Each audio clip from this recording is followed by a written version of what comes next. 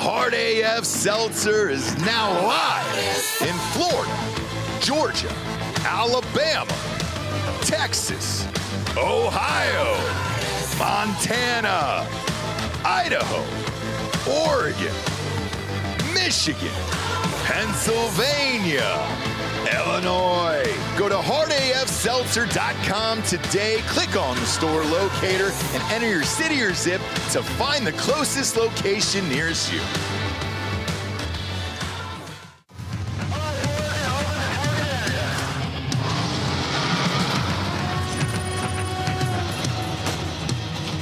We are gold for energy. Send it.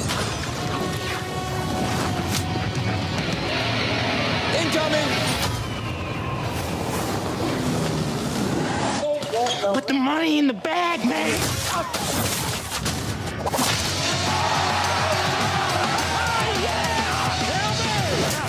As I said, your paycheck is your thank you. What's going on back there? This is awesome!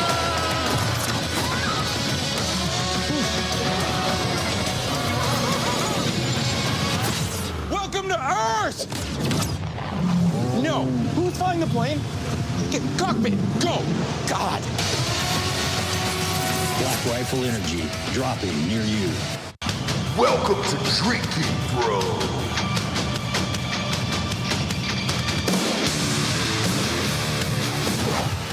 Yeah, welcome to Drinkin' Bros, kids. Friday afternoon show. Is it past noon, Byron? I think Yes, it's it past is. It's almost about, noon. well, there we go. noon on Pacific time, maybe. Great. Yeah. Great. What are we looking at? 1 o'clock That's about 1 here, o'clock, close to that. Cheers, everybody.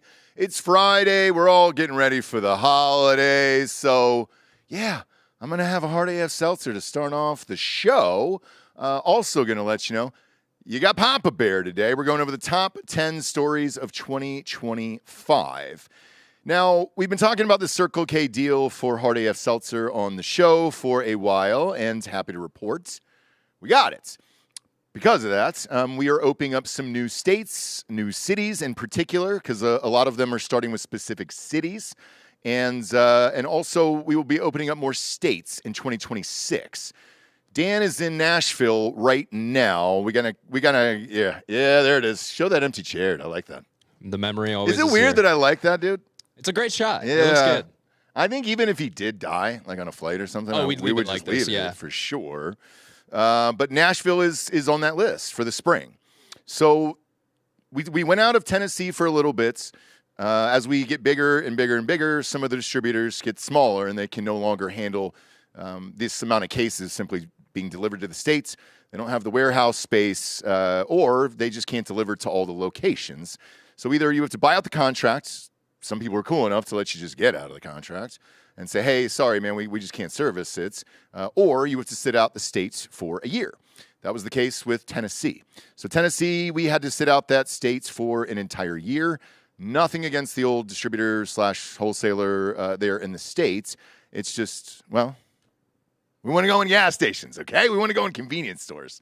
So we will be opening up Nashville, I believe, in March or April. Dan is at that meeting now as we speak. Thank you, Byron, for cutting away to that empty chair. And we will be adding additional states in 2026. Those contracts are currently being worked out. Also, our alcohol attorney is also in Nashville. So 2 birds, 1 stone. And you got the big guy today. Rain or shine, we give you a show every single day. Even if one of us is in the hospital or flying somewhere or whatever the case may be, getting stem cells down in Colombia. It's been a crazy year, kids. I want to remind you at the top of the show, too, that on drinkinbros.com, if you can put that on screen there, I appreciate it. We got the new merch for Christmas. What Brandon is telling me is you can get your orders in now, and they will be there before Christmas. I probably wouldn't wait past Monday, though. That's when it's going to get dicey with shipping and all that other stuff via, either UPS or whoever ships. Shit, I wouldn't even trust Amazon at this point if you're getting shit off of Amazon. But here's the new hat that you're going to see right here. Boom. I love it. And then this is the new hoodie. that is on screen there as well. I love these so much, dude, and they're so comfortable. And yeah, dude, banger of a year. It's gonna be a banger of a year. And that bro box, by the way, for January, it's gonna be an absolute banger. Tad bit of house cleaning here at the top because we talked about this story yesterday, and the charges just came out. University of Michigan, Sharon Moore. It's one of the wildest stories of the year. Didn't really include it into today's episode simply because it is ongoing and the charges just came out. Bob, what are the charges?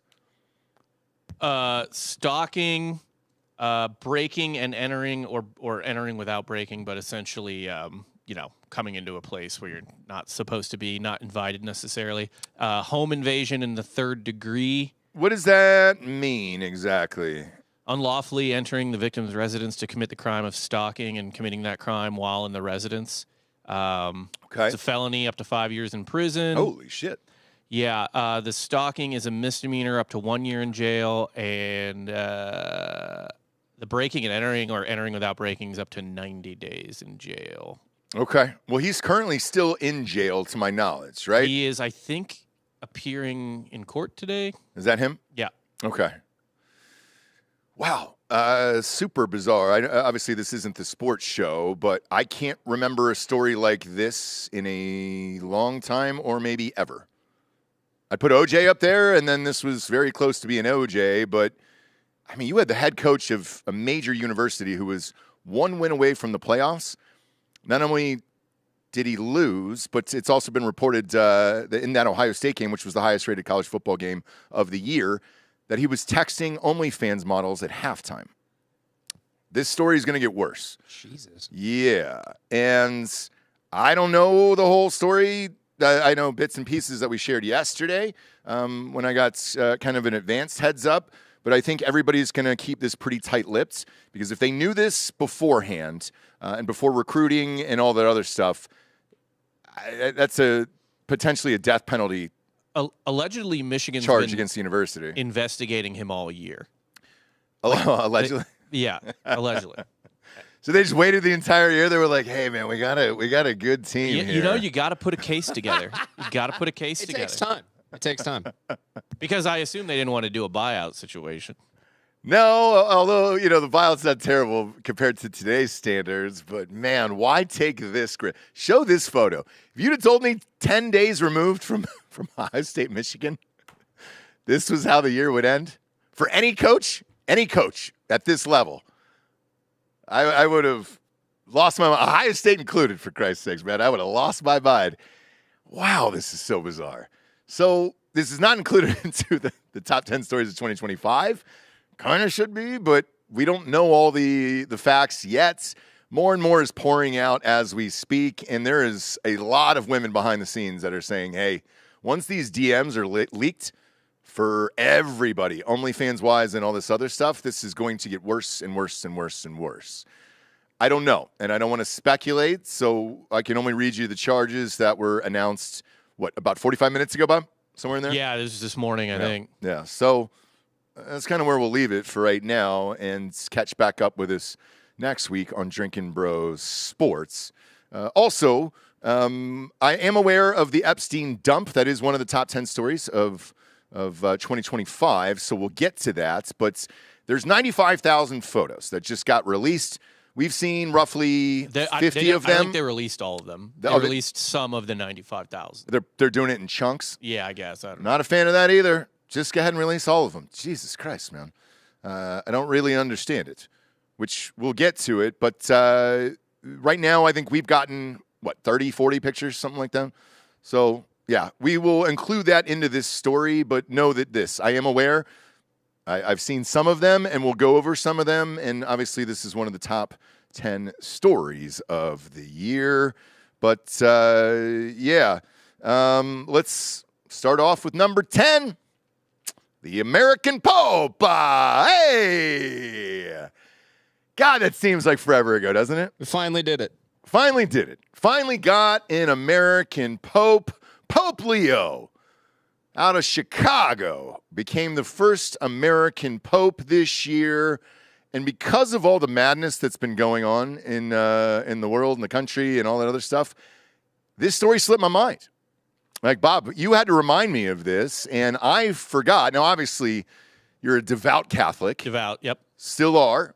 Altar boy, everything else. This was a massive story for you this year. First of all, congratulations to you.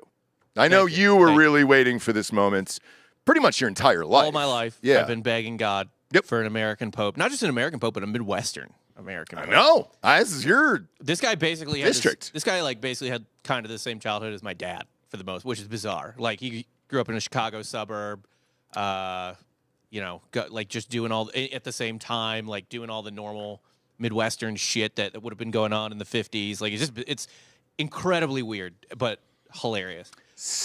But here's how weird it is, Bob. Like we thought it was weird and hilarious. It was not on any of the gambling sites. Not on MyBookie. It was nowhere. MyBookie had 100 people on there.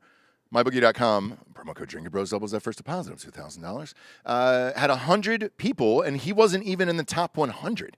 So you couldn't even bet on him anywhere.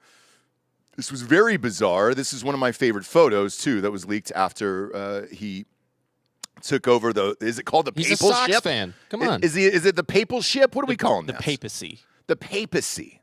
I like that a lot, actually. I think I might start using that my regular vocab on a day-to-day basis. The papacy. Chicago White Sox fan, and then my other fave, Bob, was the chick he hooked up with in college. That was my favorite part about this entire story. Because when you hear American Pope, and we'll show you the video in a second, you think to yourself, all right, if he went to a normal college, Villanova, I believe he went to, and was living a normal life, why wouldn't he be living a normal life of a college kid, which he was? And this was my favorite moments when the American Pope got announced the next day. Go ahead and press play on this video. It's Bob. It's Bob Primos. It's literally Bob Primos. Yes. It's literally Bob. Mom's situationship is the Pope of the Catholic Church. Oh my God. My mom hooked up with the Pope. My mom hooked up with the Pope. God, does it get better than that? Does it get better than that? I don't think so. Look at and it's this. also very American, isn't it? Yeah, extremely. I think he went, if I recall correctly, he went to Villanova for college. He did. Yeah, he went to Villanova. That's where he hooked up with homegirl there. And just to see the genuine reaction between her children and their mom. And then the other part that got me was Bob? Wait, this Bob got it. Bob got it. But that same Bob? Your Bob? The one you hooked up with? Holy shit. It's in a day and age where everything is AI or fake pranks or all this other bullshit that you do here, to catch an honest moment between kids and their mom like that after the Pope was announced was maybe one of the funniest videos I've seen of the entire year, and I loved it.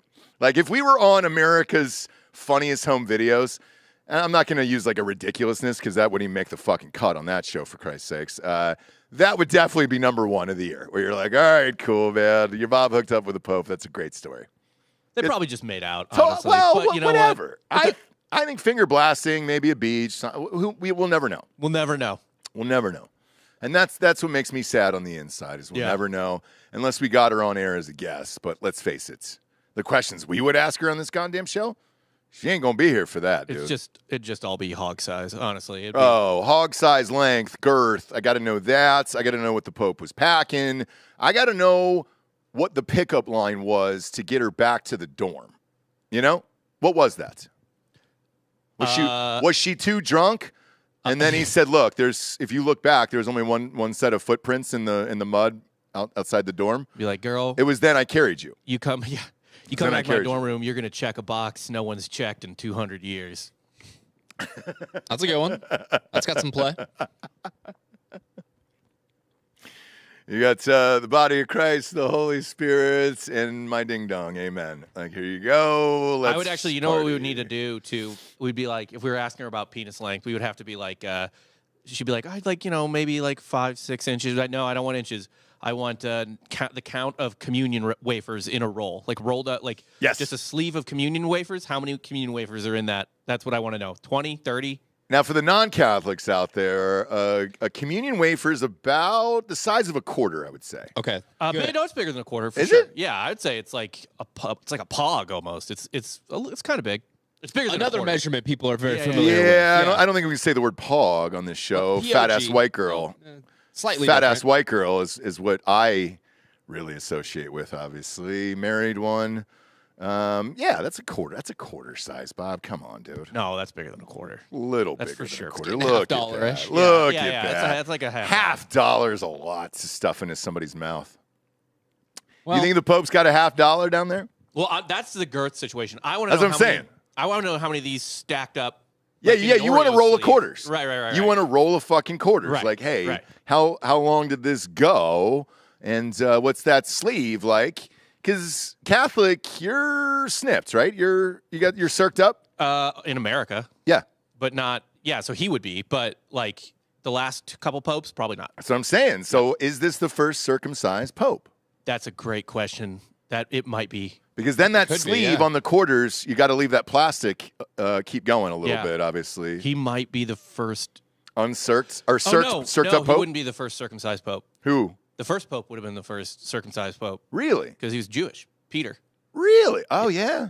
Yeah, shit. So maybe the first since like probably Pope 2 Damn, or 3 or 4. Yeah. dude. Look at that. it's been a while. Been a long. Been a while Been literally millennia since a pope had his fucking shit cut off. since I was circed. It's We're been a while. breaking new ground in 2025. God, what a fucking time to be alive, isn't it? What a goddamn year this has been.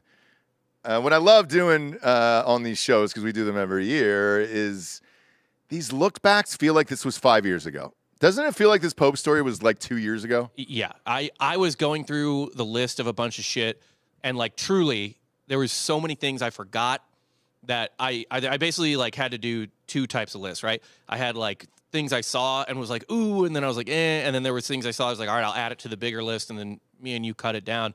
But there was shit like, it happened literally like an hour or two into 2025, but the terrorist attack in New Orleans, Oh my God, yeah. But that was New Year's of last year. nope, that happened at like 3 a.m. That was 2025. Oh, technically, yeah. So you were, what, 3 hours into the year here? Yeah. Yeah. And then the Cybertruck blew up in the afternoon. Yep.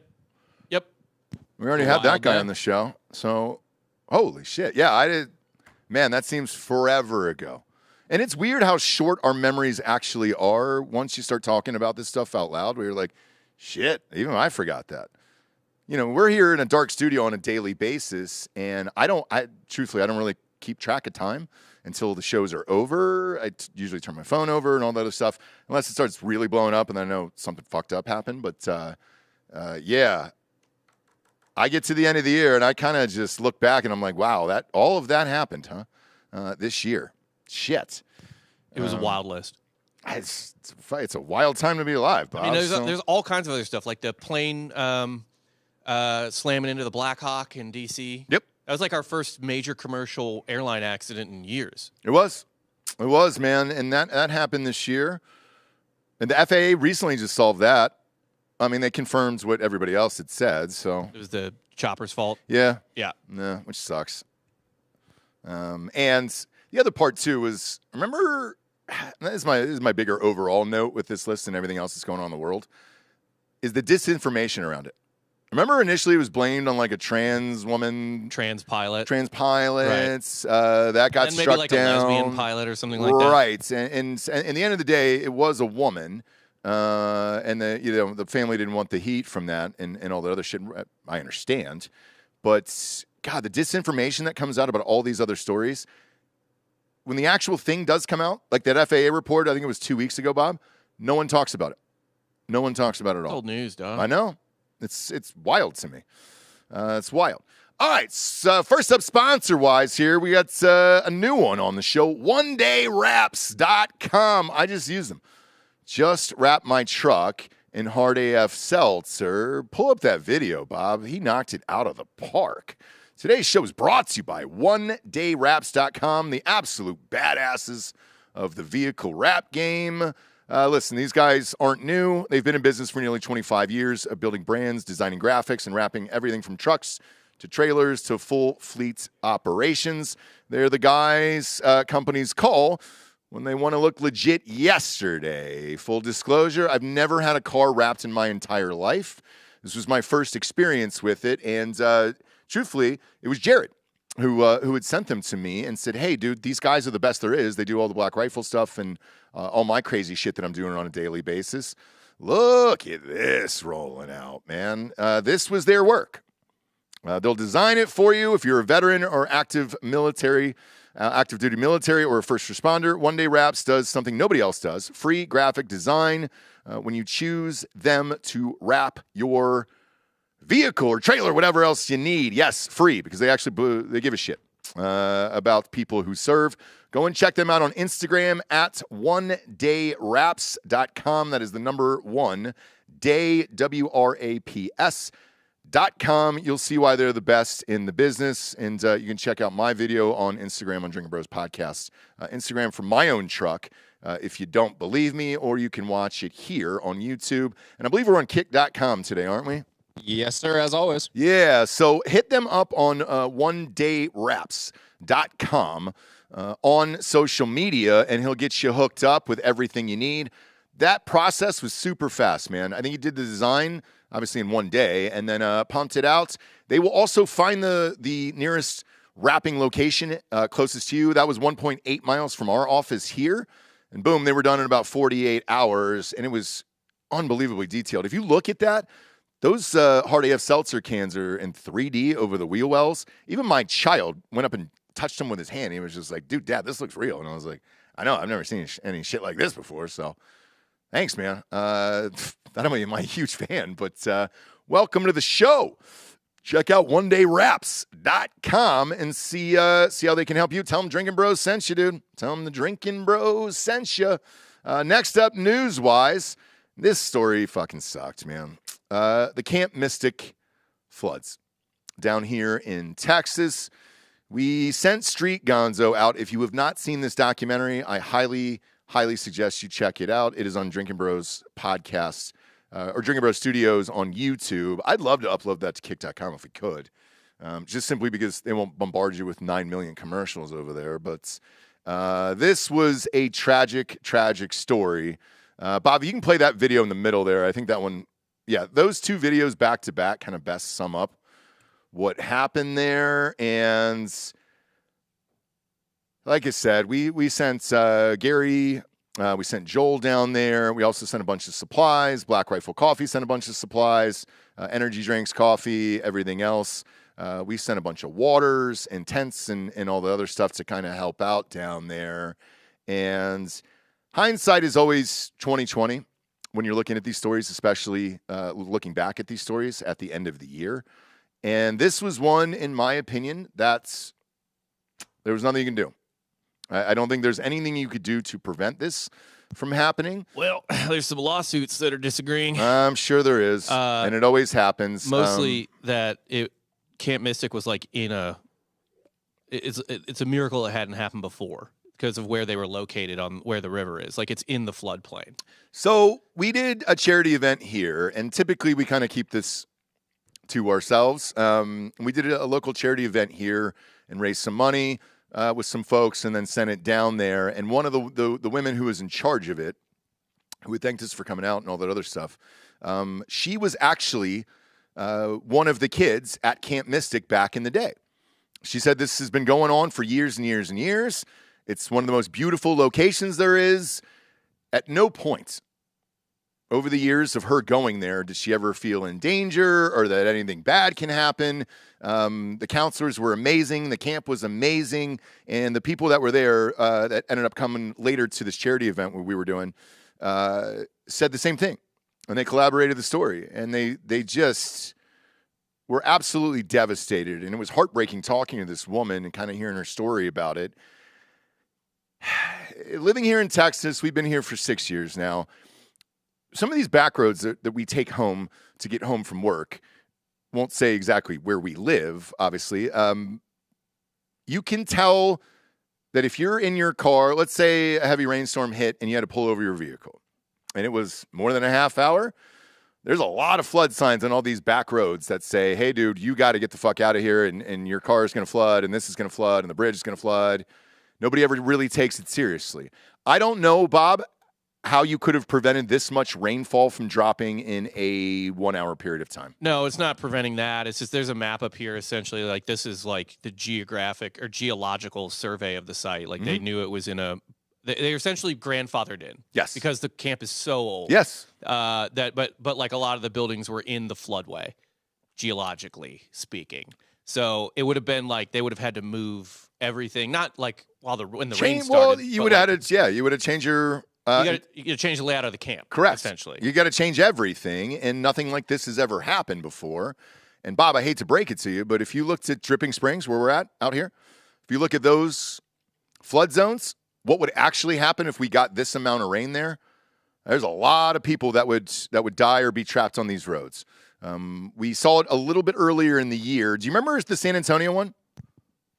19 people died in that flash flooding. I mean, it was the same thing. They were all trapped in their cars. I've lived here for 13 years, and this type of shit happens like every other year, essentially. This is like it's a huge flash flooding area in the hill country. Like all of Texas. There's a lot of Texas that is like that because it's dry ground. It doesn't, we don't get that much rain. Yeah, it doesn't absorb water. So yeah, this was, in my opinion, like obviously a once in a lifetime thing for this camp. How long had the camp been open?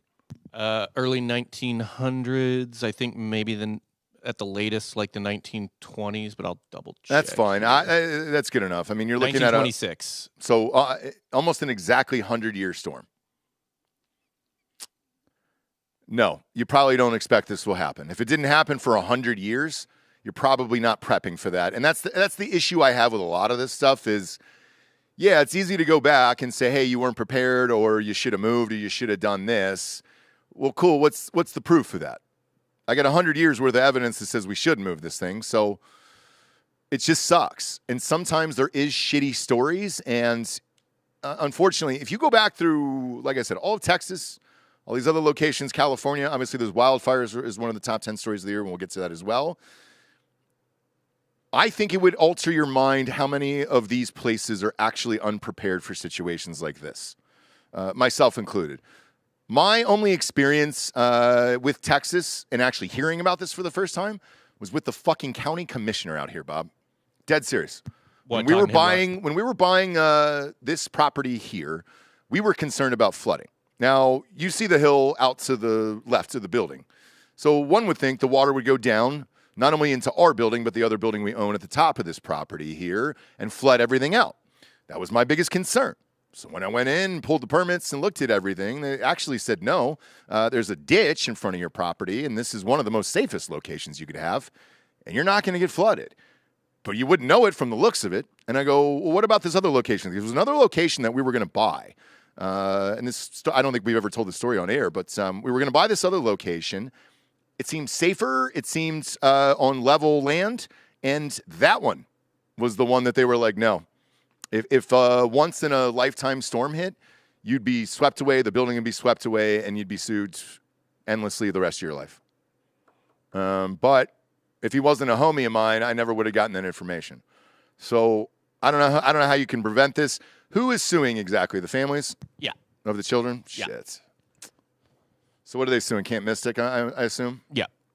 That they were aware that this was in the floodway and just didn't do anything. That they were liable. Yeah. Which is probably a pretty good case. To be honest. They're going to win. They're going to win. Look, it's balls and strikes here on the show, and they're going to win that suit.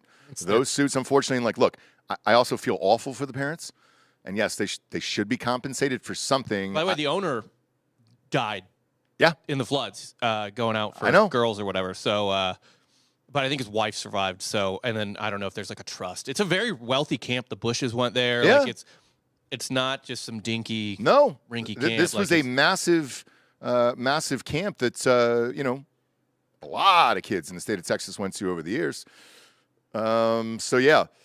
I would imagine, though, usually in cases like this, there'll be some bankruptcy or something like that, and if the owner died with the kids, man, it's a shitty story all the way around. But I believe it was 42 minutes was the time that they had to get out of the cabin and try to get all these kids into buses and then drive them out of harm's way. It's just impossible. It's absolutely impossible. And sometimes you just cannot explain these situations. In my opinion, this is one of them, and it sucks. Do I blame the parents for suing? No, I guess not. And, shit. Because I got 3 kids, man. I try to put myself in those shoes of like, what if I'd sent my boys to those camps? My youngest is too young to go to a camp or anything like that. But what if I had sent them? Probably would have had the time of their lives, and then boom, in the middle of the night, here's what happens, and it's absolutely devastating. I know it's devastating for this community. I know it's devastating for these parents and these families, and unfortunately, I don't think they're going to be able to have something like that in any one of these areas for a while. Because to your point, Bob, you're going to have to now go back in, really examine all this shit, and then try to put some new camp on a higher ground and everything else. But part of it was being a part of the river, learning how to swim, going out in kayaks, fishing, everything else. So, yeah, it sucks, man.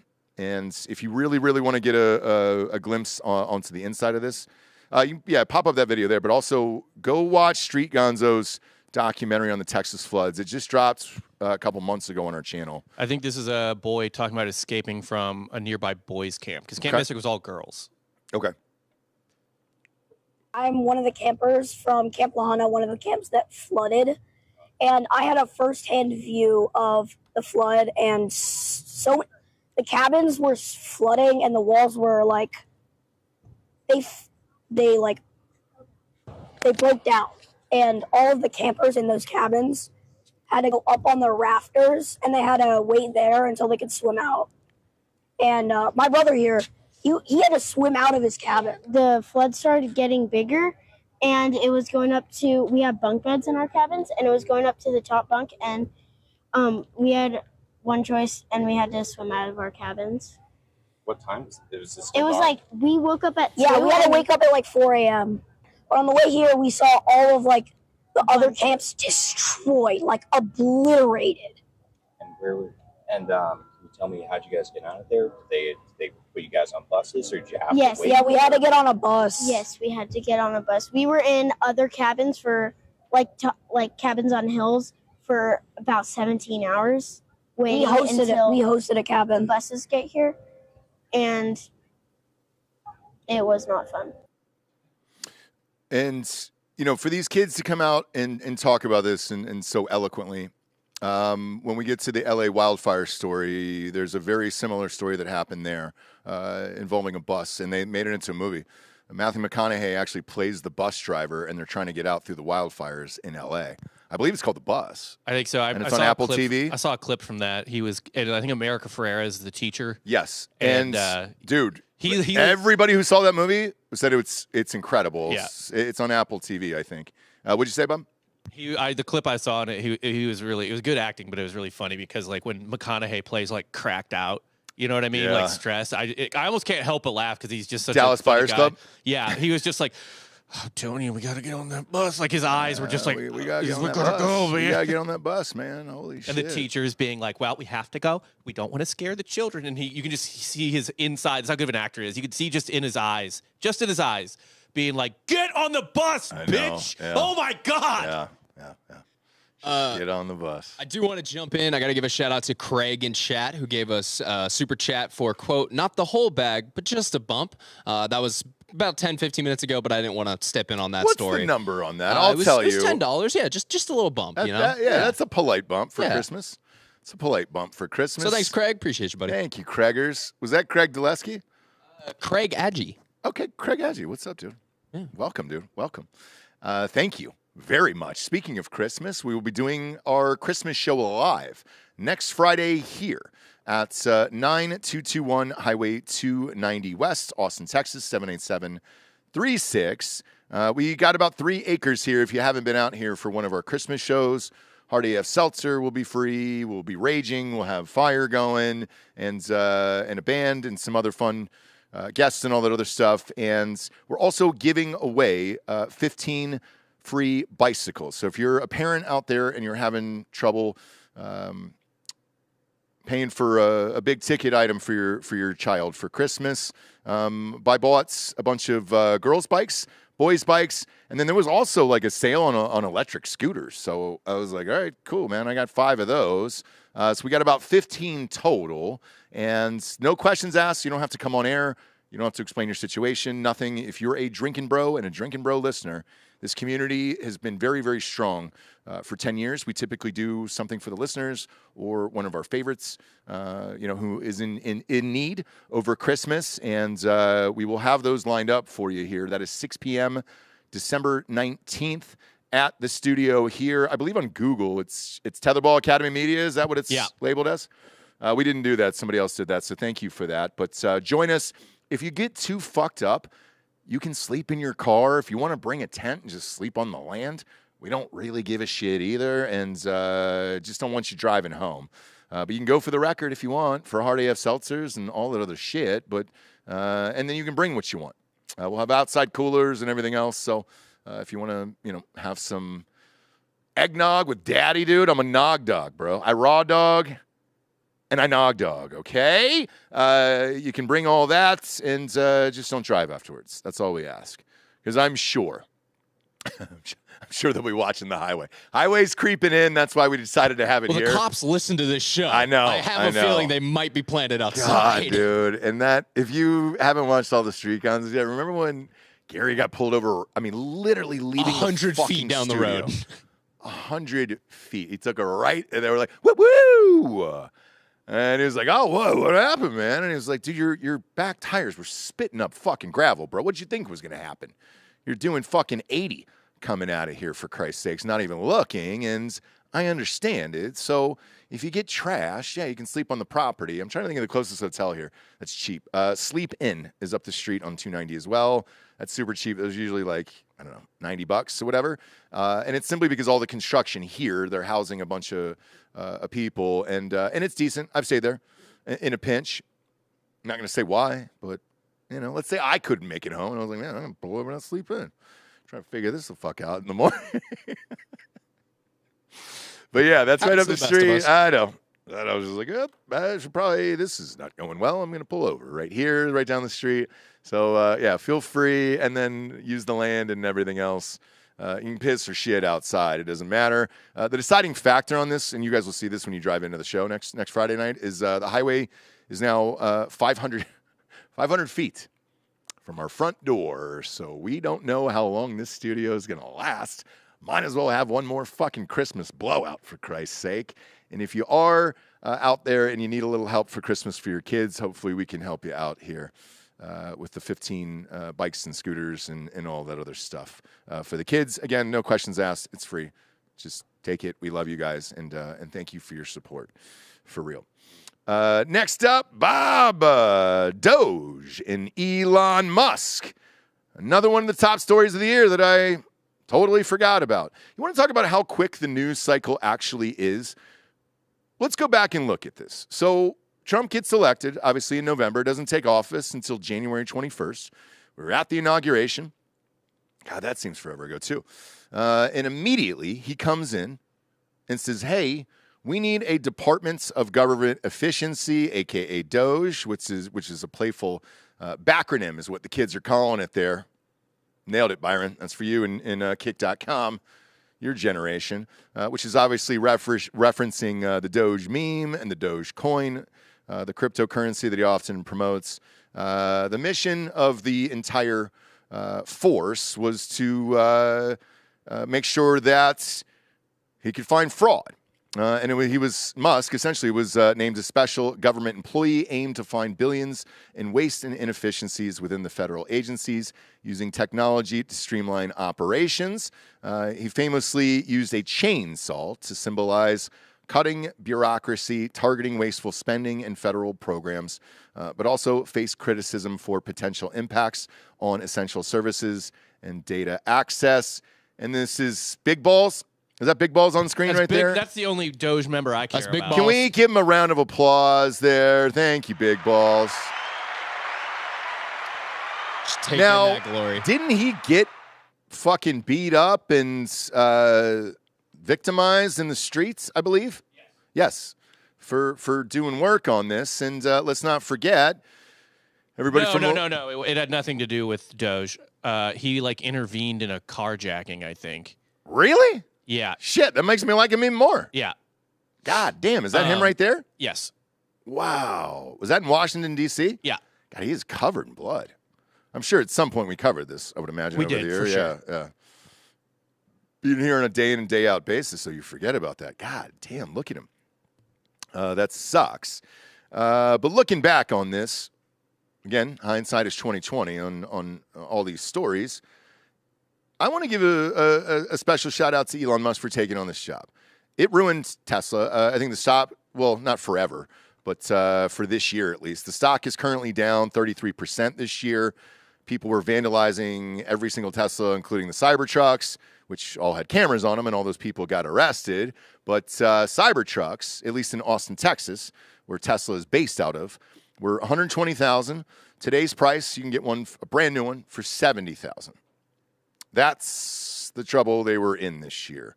Now, we had one of those Cybertrucks for Hard AF Seltzer, and we did a few gigs in it, and I can personally tell you, and I told you this throughout the year, one of my favorite vehicles I've ever been in. Shit. I tried to get one short time ago. I think it was, 3 or 4 weeks back, but the interest rates are still so goddamn high on cars. I was like, well, that doesn't make any fucking sense. I can't do that. Prices will be through the fucking roof. I'd rather just wrap my truck. Another quarter point down. We're on the way there. We're on the today? way back. No. Last week. But last week. Okay. Yeah, we're on the way. We're getting there, and I think in May, once Jerome Powell gets out of there, it'll be even better, and housing prices and sales and cars and all that other shit will open up. But he's got to get the fuck out of that office. But for Elon Musk to risk it all, essentially, with all the companies that he owns, to come in and try to genuinely help the government, you can't do anything but applaud for that guy, in my opinion. He was sleeping on the floors, brought in a sleeping bag, and was living there. A lot of these folks, like Big Balls and all those guys, were living there. I saw a 60-minute special, which they were trying to trash these dudes, and they were like young tech guys that appeared to be late 20s, and tech women who also appeared to be in their late 20s. They were also sleeping on the floor, and this was all to cut government waste and spending. So what did we really do to fucking terrorize Elon Musk, his companies, and these kids and everyone else? Because they wanted to eliminate government fraud? They wanted to eliminate taxpayer money that was going to places that shouldn't have fucking got it at the end of the day? Now, our gripe earlier on in the year, because I remember this part of it, was Dan and I were saying, hey, why don't the Republicans start passing some of this shit? Towards the end of the year, they have. So some of this spending, the spending cuts that have gone into effect ended up happening towards the end of the year, and I'm pretty amped about it. I think it would be foolish to say any government, I don't care right or left, would have got in there and done anything this quickly. Usually this shit takes fucking forever to do, and the fact that we actually got genuine cuts and genuine questions, and people were able to go back in and not only question their own budgets at a federal level, but a state level and at a local level in your community and say, all right, what the fuck are these charges here? I'll take where I currently have a home is Wilmington, North Carolina. My parents are there. They're retired there. Even Wilmington, tiny city. I think 150,000 people that live there.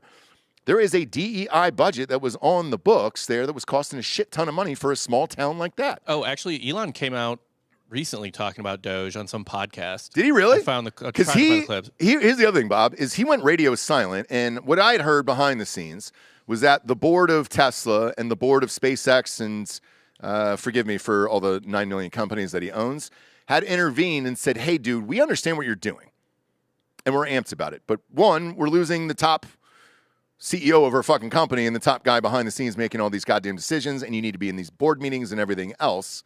But now it's harming our stocks and harming our funding and all this other shit. Because if you remember, him and Trump ended up going at it because Musk was pissed off that people weren't enacting these spending cuts that he had found. Play this clip. I have not seen this.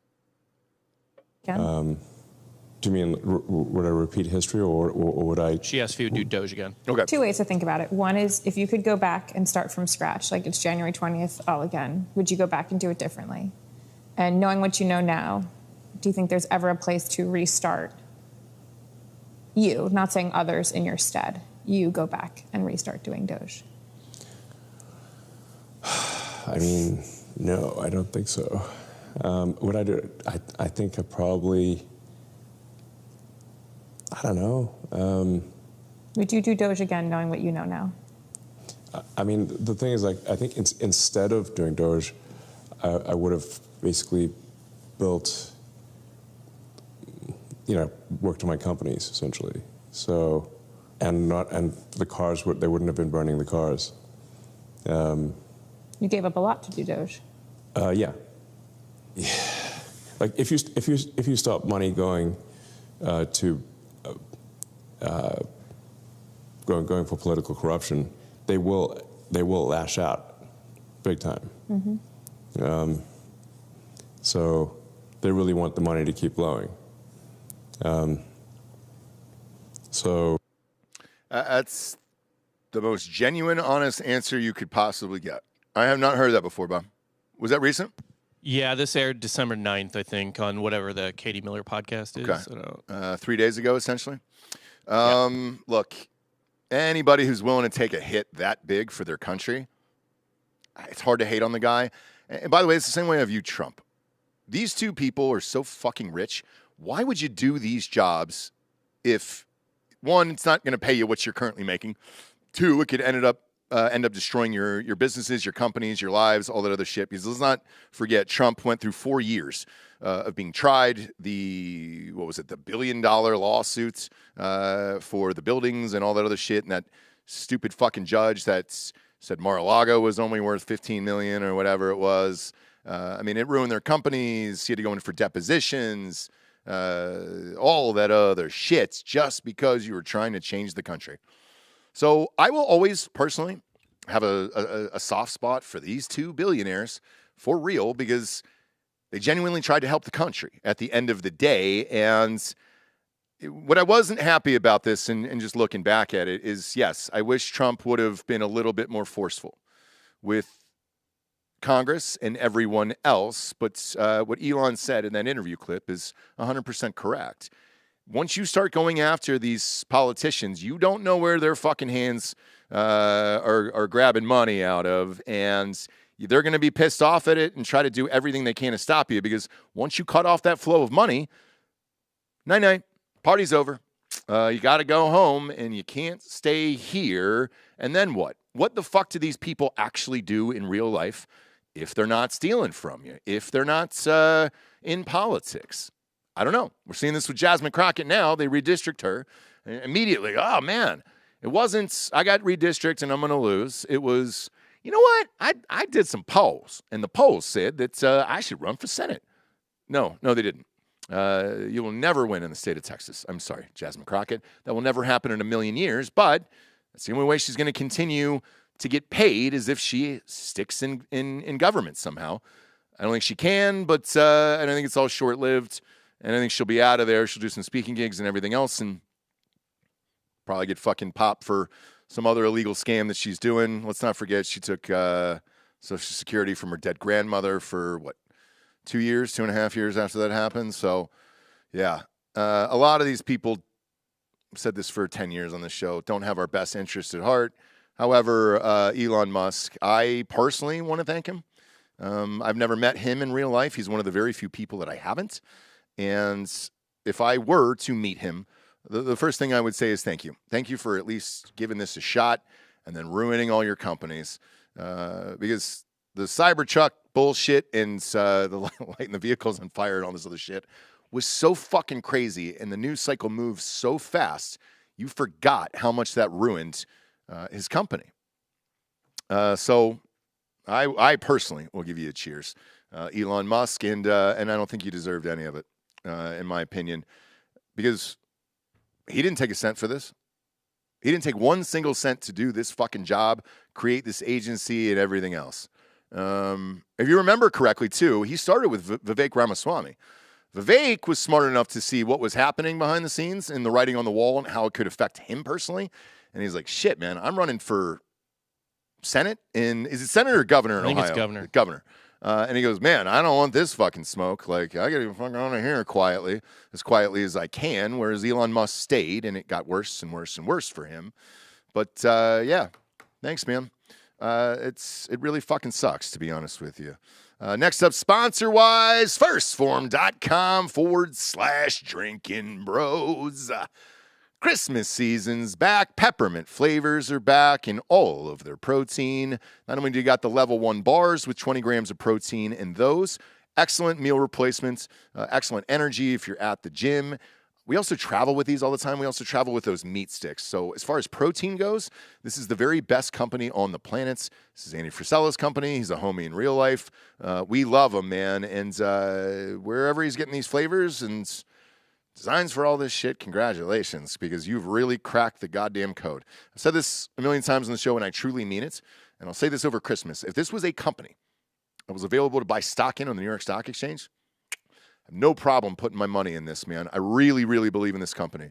Got a chance to go there for Summer Smash, and I had no idea what I was getting into or where I was going or all that stuff. You show up, and it's this workout mecca of like 4 to 6 like crazy different buildings that are like 80,000 square feet. Got to walk all the warehouses. The organization in them is unbelievably precise, and it's madness to a degree. Even the fucking gyms. If you don't put the weight back so that the holes match up after you're doing bench or legs or whatever the fuck you're doing there, somebody will come and move it within 20 seconds. You won't see a wrapper on the ground there. You won't see anything there. I highly recommend going up to the First Form facilities up there and checking it out, because any dick like me can just walk in and work out for the day. Got to work out with a bunch of you guys.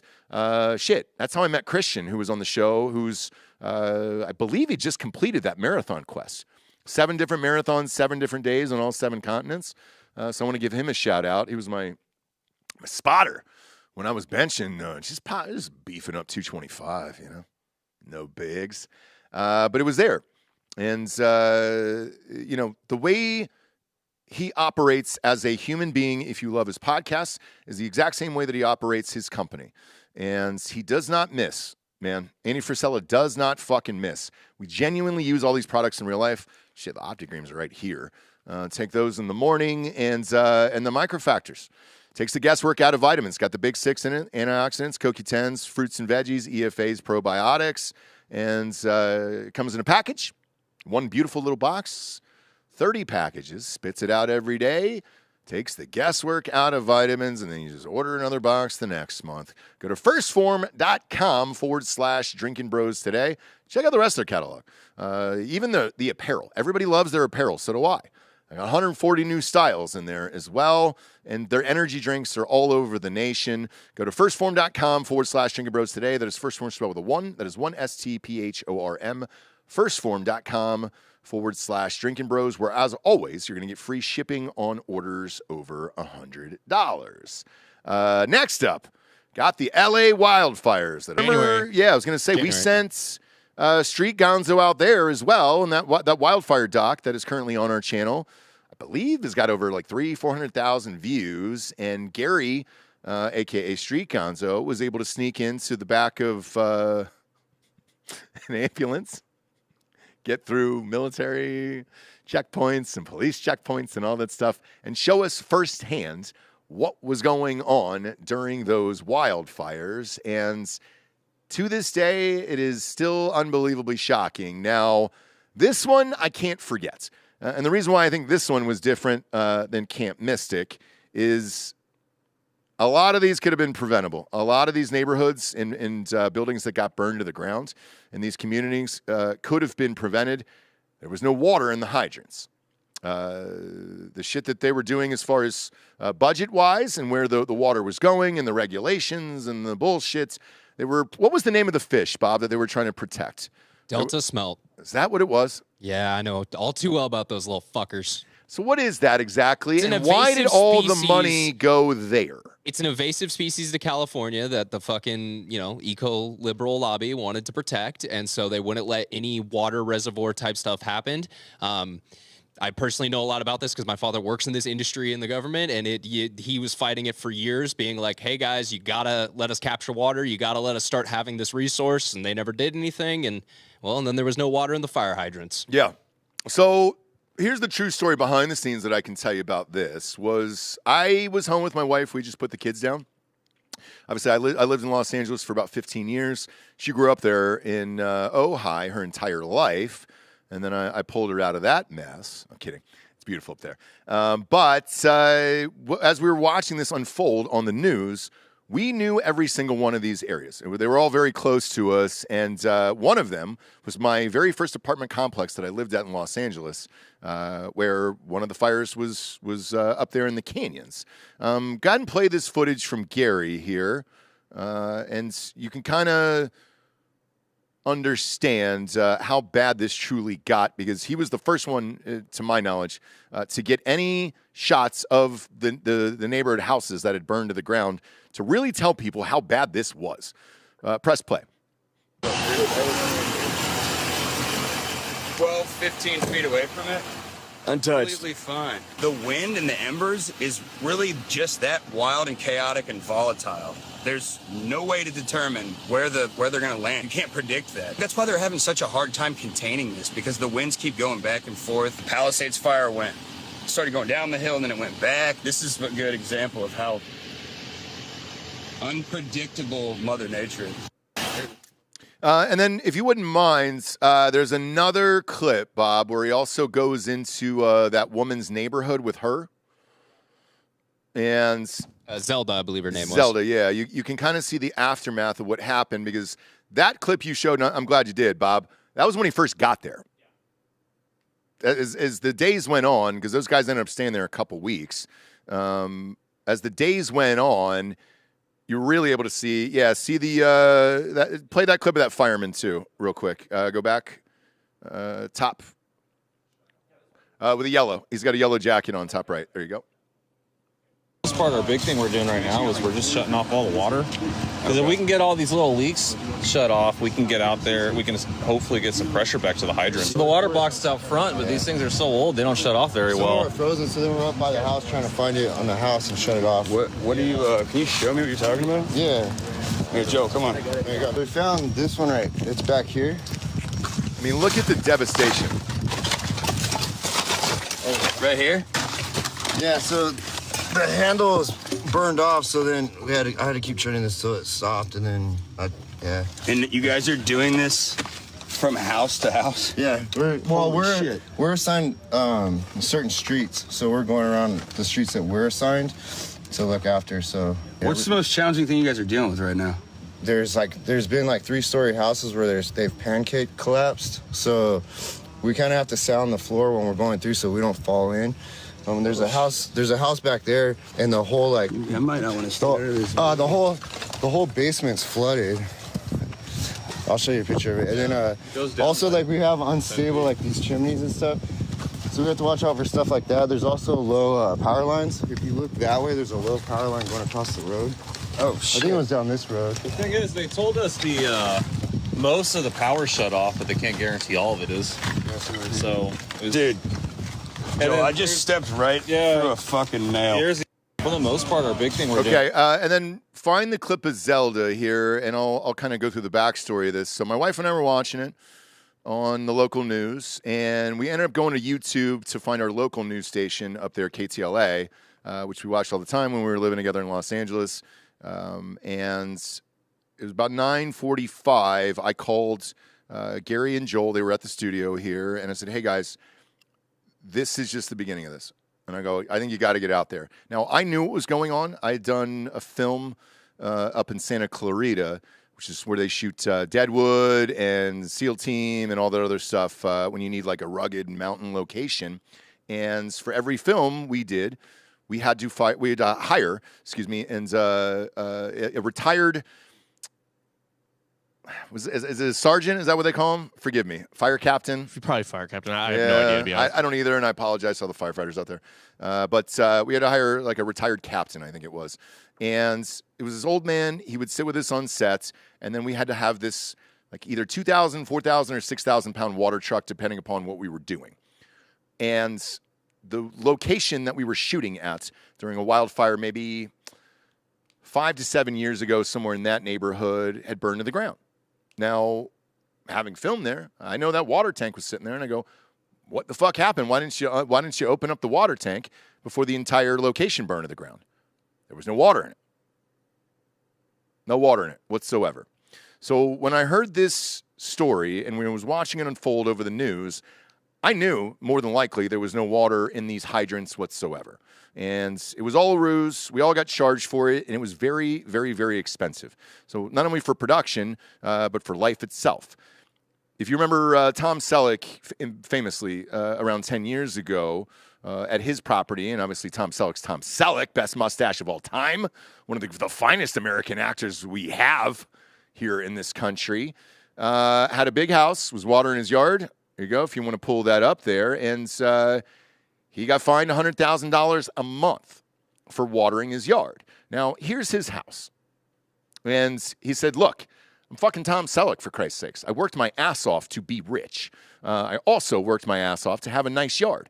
I'll pay your $100,000 fucking fine if you want to. I just want to see green grass in my goddamn front yard and backyard. Is that so much to ask for?" He initially took some smoke for it, some heat. And then afterwards, people kind of sided with him. Now, as these stories went on throughout the years, you were questioning where the money was going, where the water was going, and all that other shit. And it just turned out to pure incompetence by not only the governing body of California, but the mayor as well. Karen Bass went to Ghana. Didn't she go to Ghana during that whole fucking thing? I think she was, yeah. Absolute fucking loser. Had cuts, budgeting and funding for the fire department and all that other shit, and then has the fire chief fired later because the fire chief came out and said, "Hey, dude, you didn't give us the proper shit.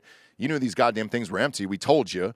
And she was like, "Cool, we're all done with this bullshit. I'm going to fire you because I want to keep my job as mayor." And then Gavin Newsom. If you're going to fucking vote for this guy, and the Democrats are heavily, including Hollywood, which is beyond me, is heavily pushing this guy to be governor president of the United States after being the worst governor in maybe the history of our fucking country here. God damn, man. I understand he's a good-looking guy. I get it. He's who you want to be president looks-wise. Let's just kind of throw that out the window and remember he was awful at every single fucking possible turn for the state of California. Byron, you're from there. You're from Sacramento, for Christ's sake. I voted to recall him. And how did that work out? We didn't fucking win for some reason. Fucking Bay Area in LA. Yeah. Didn't win. And they said, "No, I think we're good." And then this happens. And they were like, "Shit. We lost all of the Palisades," which is where all the celebrities live in Hollywood. When you have a family, by the way, now that it's gone, I can kind of fill you in on this. When you're younger, you want to live in the hills and have some fun, maybe go out to Venice or Santa Monica, go to the beach, and you're like, "All right, rad, man." When you have a family, though, typically everybody moves, celebrity-wise, to the Pacific Palisades. Schools are public. If you're one of those rare celebrities who wants your kid to go to a public school, not a private school, that's where you live.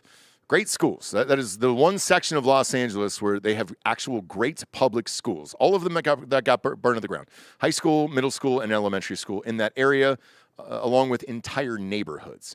The fact that they are donating money to this fucking guy right now out in Hollywood is mind-altering to me.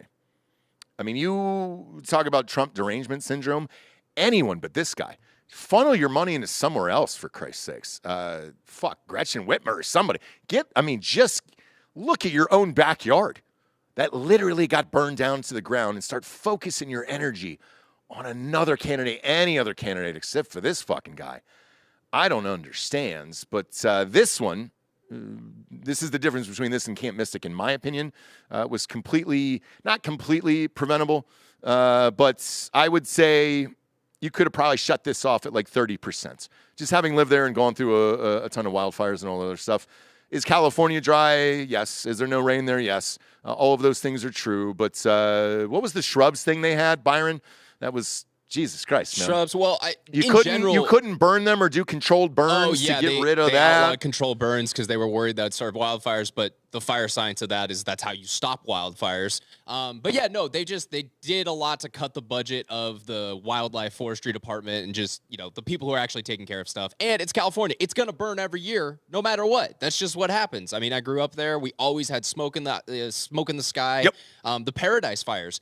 I had family that was right near to that. They were displaced by that. So yeah, there was definitely a lot of people who were prepared and knew about this stuff, but it wasn't the LA type of individuals, unfortunately. No. And then you had the people who just wanted to watch it all burn, which later got charged, and nobody's really talking about that either. There was arsonists all over the city that were also lighting fires to help all of these wildfires spread, and they had some of this information early on. Karen Bass didn't want to release it. But it was celebrities who got behind it. In particular, Spencer Pratt, the fucking dude from the OC, Heidi and Spencer, for Christ's sakes. Like, he was the guy that rose to the forefront of celebrities and saying, hey guys, here's what's going on about this. And he's been very adamant about it. Lived in the Pacific Palisades. To my knowledge, I think his house got entirely burned down to the ground. Miles Teller, a bunch of other celebrities. And then they did that. What was the concert on Netflix? Was it called Fires? Was it Live Aid? No. Yeah, it had Stevie Nicks, I think. Or No, like that. but there was a name for it. I forget what the Maybe name of it. Fire Aid then? I thought it was similar. I thought it was something similar to that, but I watched it. That was fucking tone deaf as shit as well. And Fire Aid. Fire Aid, yeah. Real original, guys. They did it online, and they kind of shifted over to Netflix, and it's like, dude, in a tragic situation like this, because I do feel for the people there that lost houses. It wasn't all celebrities. People forget about Altadena and all that other shit. And like, I've been there. Those people aren't rich. Most of those houses have been in their families for years and years and years, and they get passed down to the next generation because it's so unaffordable to live in California. The charity work that was done was necessary, absolutely, to help these folks out. The way that it was handled and the way that it was presented to the public, I don't really understand that. Going on YouTube first and then showing it on Netflix later versus cutting into ABC, NBC, CBS, Fox, and then doing that and trying to raise as much money as you can it is mystifying to me. I think with these things, like any type of community outreach thing, try to go as small as you can. Like, there was a couple small streamers I knew who were in LA at the time, and they were just raising money for their local, friends and family. And so, yeah, I watched their streams. I donated a couple bucks, and because I knew it was actually going to help a person and not go, to pay for the Hollywood Bowl that night and then to, get all these celebrities out and just all the other overhead those other charities have. Yeah, because the other part about it is, we own DrinkinBrosTickets.com, which is a ticketing company, and you can get tickets for anything on there. And we saw tickets. People were selling tickets to these Fire Aid concerts. And you were just like, Jesus Christ, man. We ended up taking it down from the site because it was like, you're going to triple sales for these aftermarket tickets for a fucking charity event. So the cutaways to the audience were all like rich white women who were in leather jackets with their kids and everything else, not the actual victims. You didn't see too many cutaways to the actual victims, or they came up on stage a couple times throughout. It was like 5 hours. And we just had it on in the background. I was watching because I knew we were going to talk about it on the show. But the whole thing was completely out of touch. It was tone deaf. And I don't know where the money went. Also don't know where the money went for California for the budget for all this shit. But this is going to take years and years and years to rebuild. And I'll go back to what Spencer Pratt, a video he posted recently, where they haven't even started. They have not even started trying to rebuild the Palisades yet. So you don't have to go to it, Bob. We're good on that. But they have not even begun to rebuild. And because of the permits and all that other shit, which Trump went out there and said, hey, cut all the fucking permit bullshit, bring in some builders and at a lower rate and try to do this shit. It was some handshakes and some laughs and everything else. And thank you for coming. And yes, we'll do this. And then no, they didn't do it. And I want to say to Street Gonzo's credit, with both the LA fires and the Camp Mystic thing, him and Joel did leave a big effort to kind of point people towards fundraising efforts and ways they could help out. So I thought that was another good thing they did with their coverage of those two events. Correct. And from a media company perspective, we donated a lot of money and sent them out with supplies and everything we possibly could. And I also said to them, look, you're going to have to get in your truck and drive from Austin, Texas to Los Angeles because hotels will be sold out for victims, rightfully so. Car rental places are going to be sold out because everybody's trying to flee the city, or you have media that is trying to get into the city. There will be no cars and everything else. They didn't blink. And I think that from the time of that call to when they left was roughly about 25 minutes. And then they did that drive to LA is what, 20 hours? I did it recently. It's right around 18. Okay. Because it's about 12 to get to El Paso and then like another 6 to get out to LA. They were there the next day and they were shooting immediately. I remember looking at the footage the next day and I go, hey guys, stay. When you come back, and then you can get back to real jobs and real life and all that other shit and we'll pay for it. And just try to help out as many people as you can. So yeah, if you want to go ahead and check that doc out to look back on this story, you can. It is also on the channel. Next up is our next advertiser here. And guys, these are the ones that keep the lights on for real. So we appreciate them, support them. Lucy, lucy.co/Drinkin Bros. What is Lucy? 100% pure nicotine, always tobacco free. Lucy Breakers are nicotine pouches with an extra surprise. Ooh. Each pouch holds a capsule that can be broken up to release extra flavor and hydration. Set yourself up with a subscription and have Lucy delivered straight to your door. My favorite flavor is the wintergreen. Shit, sitting up here somewhere. And with these pouches, here it is. Long reach. He's got it. Dude, I'm kissing 6'4". Long bro. arms. Yeah, I'm kissing 6'4" here. Also, I didn't want to knock over my Hard AF Seltzer all over my new fucking hoodie. For Christ's sakes. Just take out the desk. But boom, here it is. So these kind of sit here, and the capsule is rad because you pop it open. So when these things are going dry, that'll give you that extra flavor you're looking for, hence the breakers. It's like a capsule that breaks open. It kind of rehydrates the pouch. Also in these, at the top of the tin, which I think this is a trademark, Byron, you and I were talking about this, was you can reseal it. So if you want to pop it in there, there's a couple other companies that do it, but Zinn doesn't. A couple of the other American brands, it's a Swedish thing. Swedish Nuss does that a lot. The little top pouch. Yeah, I like you can that. Just pop it in. I'm a big fan. I hadn't seen that until this company. So they're great, dude. I use the low guys too. I'm a 2 milligram homie here. I can't bump it up like you guys. Where are you up to, Bob? 6. Shit. He's our big boy. Shit, dude. Damn. But I'm staying at 6. You're staying at 6? I've resolved not to go higher. I've resolved not to go above 4. So yeah, I'm all good on that. There was a guest we had on our show that's Jesus, man, his wife was doing 10 or 15 or something. I was like, Jesus, that's too much. So let's level up your nicotine with Lucy. Go to lucy.co/Drinkin Bros. Use the promo code Drinkin Bros to get 20% off your first order. Lucy has a 30-day refund policy if you change your mind. Again, that is lucy.co, code Drinkin Bros to get 20% off. And here comes the fine print. Lucy products are only for adults of legal age, and every order is age verified. Warning, this product contains nicotine. Nicotine is an addictive chemical. Next up, the Venezuela boat strikes. Those are fun. Those are still going on. And apparently, the media really fucking cares about this shit. Play one of those strikes here for the audience. We've been talking about this over, the last month and a half here on the show. And they will not shut the fuck up, the media won't, about these boat strikes. So here's one here full screen. Was this... Yeah, the unclassified footage from the Pentagon? I mean, they've done like 10 of these, so I don't even know which one this is, but yeah. Yeah. So as you can see here, just a fun little trip out into the night. It's going to drop off some drugs. Suspense. Look at that. Wait for it. Oh, see you later. See you later.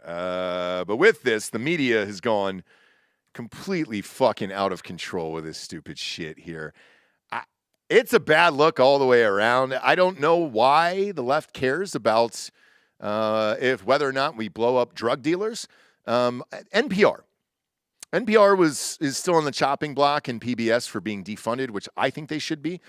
NPR, unbeknownst to a lot of you guys, pivoted first in a podcast, and they were making hundreds and hundreds of millions of dollars off of podcasts. They were very, very smart and ahead of the game, and we don't need to be financing them. That being said, the article I read this morning, and words fucking matter, and we say this on the show all the time, Dan and I, if you want to cut to his empty chair. Proud of you, Dan. With this fucking word game that these media outlets are playing is alleged drug smugglers, is what NPR had posted today. And it was just like, what else were they? Just some guys out fishing in the middle of the night at a top speed on a cigarette boat? They don't want to be sued for defamation. I mean, you know. But by who? Well, who's going to sue them? The smugglers? I mean, what are they lawyering up? They're calling four, or whatever that Austin firm is down here. I think you got it right. Jesus Christ, man. Yeah, I don't get it.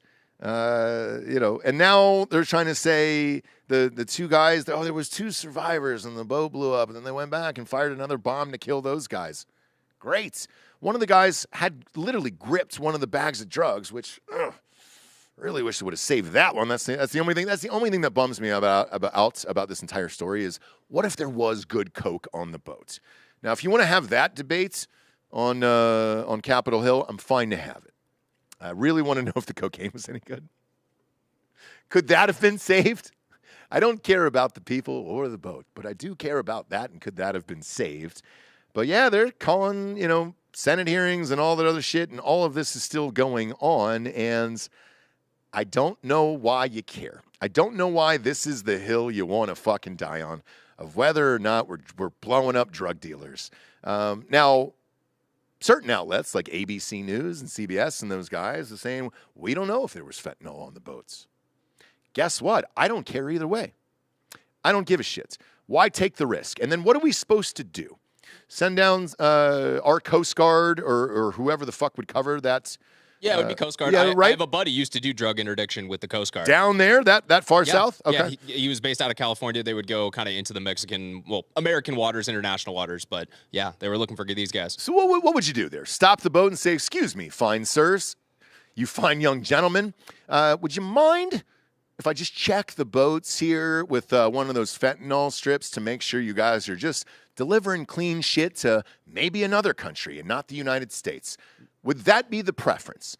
I just don't understand why this is the hill to die on. Now, what footage is that right there? Yeah, these Coast Guard guys are actually This is the Coast Guard sick. basically just like shooting out a motor on the boat. Yeah, so they can disable boats and then they'll board them, guns drawn and go crazy. Sometimes they'll usually have dogs with them too to search and make it easier. But now, forgive me, obviously civilian here, non-military.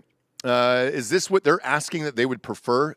The left is saying we would prefer this versus just blowing these boats up? I mean, the Coast Guard doesn't usually, to my knowledge, explode the boats. Yeah, they usually seize them and stop them. I mean, there's footage I've seen, wild footage. What I was trying to find was, it's old, but there's a video of like a Coast Guard dude the sub one jumping onto the narco sub. Yeah, oh, here, I think this is it. Yeah, people make fun of the Coast Guard all the time, but they do some badass shit, dude. Sometimes, do badass yeah, shit. dude. Coasties are pretty sick. I know. I think it mostly comes from World War II because 100%. They didn't serve over in the war. My next door neighbor, Manny, up in New Jersey, we had a family home that was kind of passed down for years and years and years.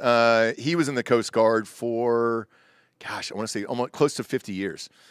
He was that old captain, dude, old as shit, and lived in Long Beach Island in New Jersey there. He would tell me, some of these stories, but I never really got to see it. And unfortunately, their cool guy movie about the Coast Guard, do you guys remember what it was? Ashton Kutcher and Kevin Costner? Sure was. Yeah, but search and rescue swimmers are fucking dope, man. I know. If you're in the Bering Sea, you want that motherfucker right next to you. And actually, I'd like to correct myself. I think the Coast Guard might have gotten its sort of like pussy reputation from, it was a real good way to get out of Nam. Yeah. Gotcha. And it's also just the military. They all like to rag on each other, too. Like that's fine. I do not actually think Coast Guard members are pussy. I'm just trying to like. Me neither. But the way that they were portrayed in that movie, did you guys happen to watch it by any chance? Long time ago. Yeah, I did too. Like one time. Costner. So I wrote a rap song about it. Costner gets out of bed. It was called Costner, Wild Turkey, and Vicodin. And, he's the old Coast Guard member, and he wakes up in the morning. He's just like, he'd had it. His life, was hard. And the Coast Guard, the only way he could start his day was with Vicodin and then washing it down with Wild Turkey. And I laughed my ass off sitting in the theaters watching this fucking movie. I was like, come on, man. Are we doing this to start the fucking movie? It's like hard life, man. It is, and I'm not saying it's not. I'm just saying, to see Kevin Costner roll out of bed and be like, oh, man, I don't think I can do one more day today if I don't have Vicodin and wash down with wild turkey immediately in the morning to start my fucking day. I was like, bravo, sirs. Bravo. And then seeing Ashton Kutcher be a badass Coast Guard guy, I was like, no, man, I can't do this. Remember the quote? No, do you have it? Muscle sinks. Come on. Because they cut the dude who's like the most ripped in the class. Are you serious? Yeah, K-Cos watched them all in the pool, and he's like, yeah, you're out, son. God damn it, man. God damn it. But this story, they want, Pete Hegseth out of there, the Department of War. They want all these people out of there, fired, and the general and everybody else. No. If I'm Trump, I just say no. Now, they did ask him point blank last night if he was close or getting close to firing any members of his cabinet. And he said, absolutely not. He goes, I think they're doing a great job. I think Kristi Noem was up on Capitol Hill as well yesterday. And he said, I think these guys are doing a great job, and I don't give a shit about any of this. Like, this is what we should be doing. Why the fuck are we questioning every last goddamn thing? Because you know what popped up this morning, too? The fucking Maryland dad. The goddamn Maryland dad. He almost made the list, but I didn't know what to do with him because I didn't give a shit about him, and I don't give a shit about this wife-beating fucking asshole who's an illegal alien in this goddamn country, this loving Maryland father. But if you look it up, today, another federal judge said he couldn't. No, they need to stay here.